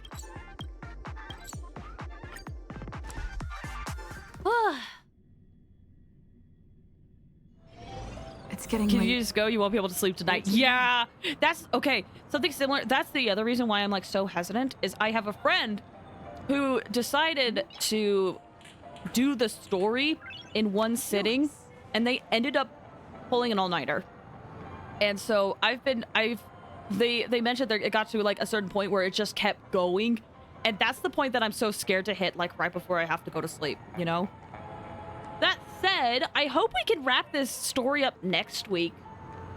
I'm not sure how close we are to the end, but in fact, I feel like I really hope we can wrap it up next week. I don't know if we'll be able to, but yeah.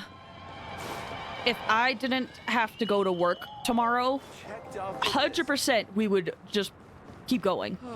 My dream is... But I gotta be realistic. 50 or 60? Okay, we're gonna be... Okay, it sounds like we're gonna be doing this for like 2 more sessions, maybe. Had to put a cat on Rubik. Nah, you're good. Dang. Only 50%? That's insane. Maybe? Yeah, it's that long. Dang, man. Alright, well. That's the case. That's the case. We'll just take it as we go. Unfortunately, due to my new schedule, I can't stream for as long as I would like, and that makes me very sad. But it is what it is. Thank you guys for being patient with me as we go through this story, by the way. I appreciate it. And also for just hanging out and chatting with me as we go through it. I know it would be nice if we could get to the really good bits, but we gotta get that build up. Why can't I stream longer than 3 hours? Me! Anyway, grievances aside, let me head over to the end screen. I will say, I really am loving Penacony so far. I say so far, but this entire time I've enjoyed it. And so I'm really anxious to see where we go from here, you know? It's just exciting. It's just exciting. Real quick, let me double check my activity feed. So it looks like today, if I forgot to say this today, I usually go through my activity feed. Demon Scar, thank you for the 2 months, and thank you for the gifted sub as well. Thank you, thank you, thank you. And that's all I have. Okay. Plan. Next week, Wednesday, we're continuing Ocarina of Time. I'm gonna be rambling as I do. I have played Ocarina of Time before. It's not a blind playthrough, but I am trying to just, you know, play through it and talk about it. Just to splurge everything out there. And then we'll continue Penacony next week. This probably means I will have to do the Genshin event off stream. I honestly might miss doing the limited rewards for the Honkai Star Rail event, and that makes me sad. Although it is, I do have 30 days left, so it won't be bad. Hopefully. But yeah. Whew, thank you guys so much for watching. Have a good week. Don't forget to sub to Flays. Thank you. Hit that sub button. Hit that like button. Comment if you want. No pressure. All right, have a good week, guys. Thank you so much for supporting me. It means a lot. Take care.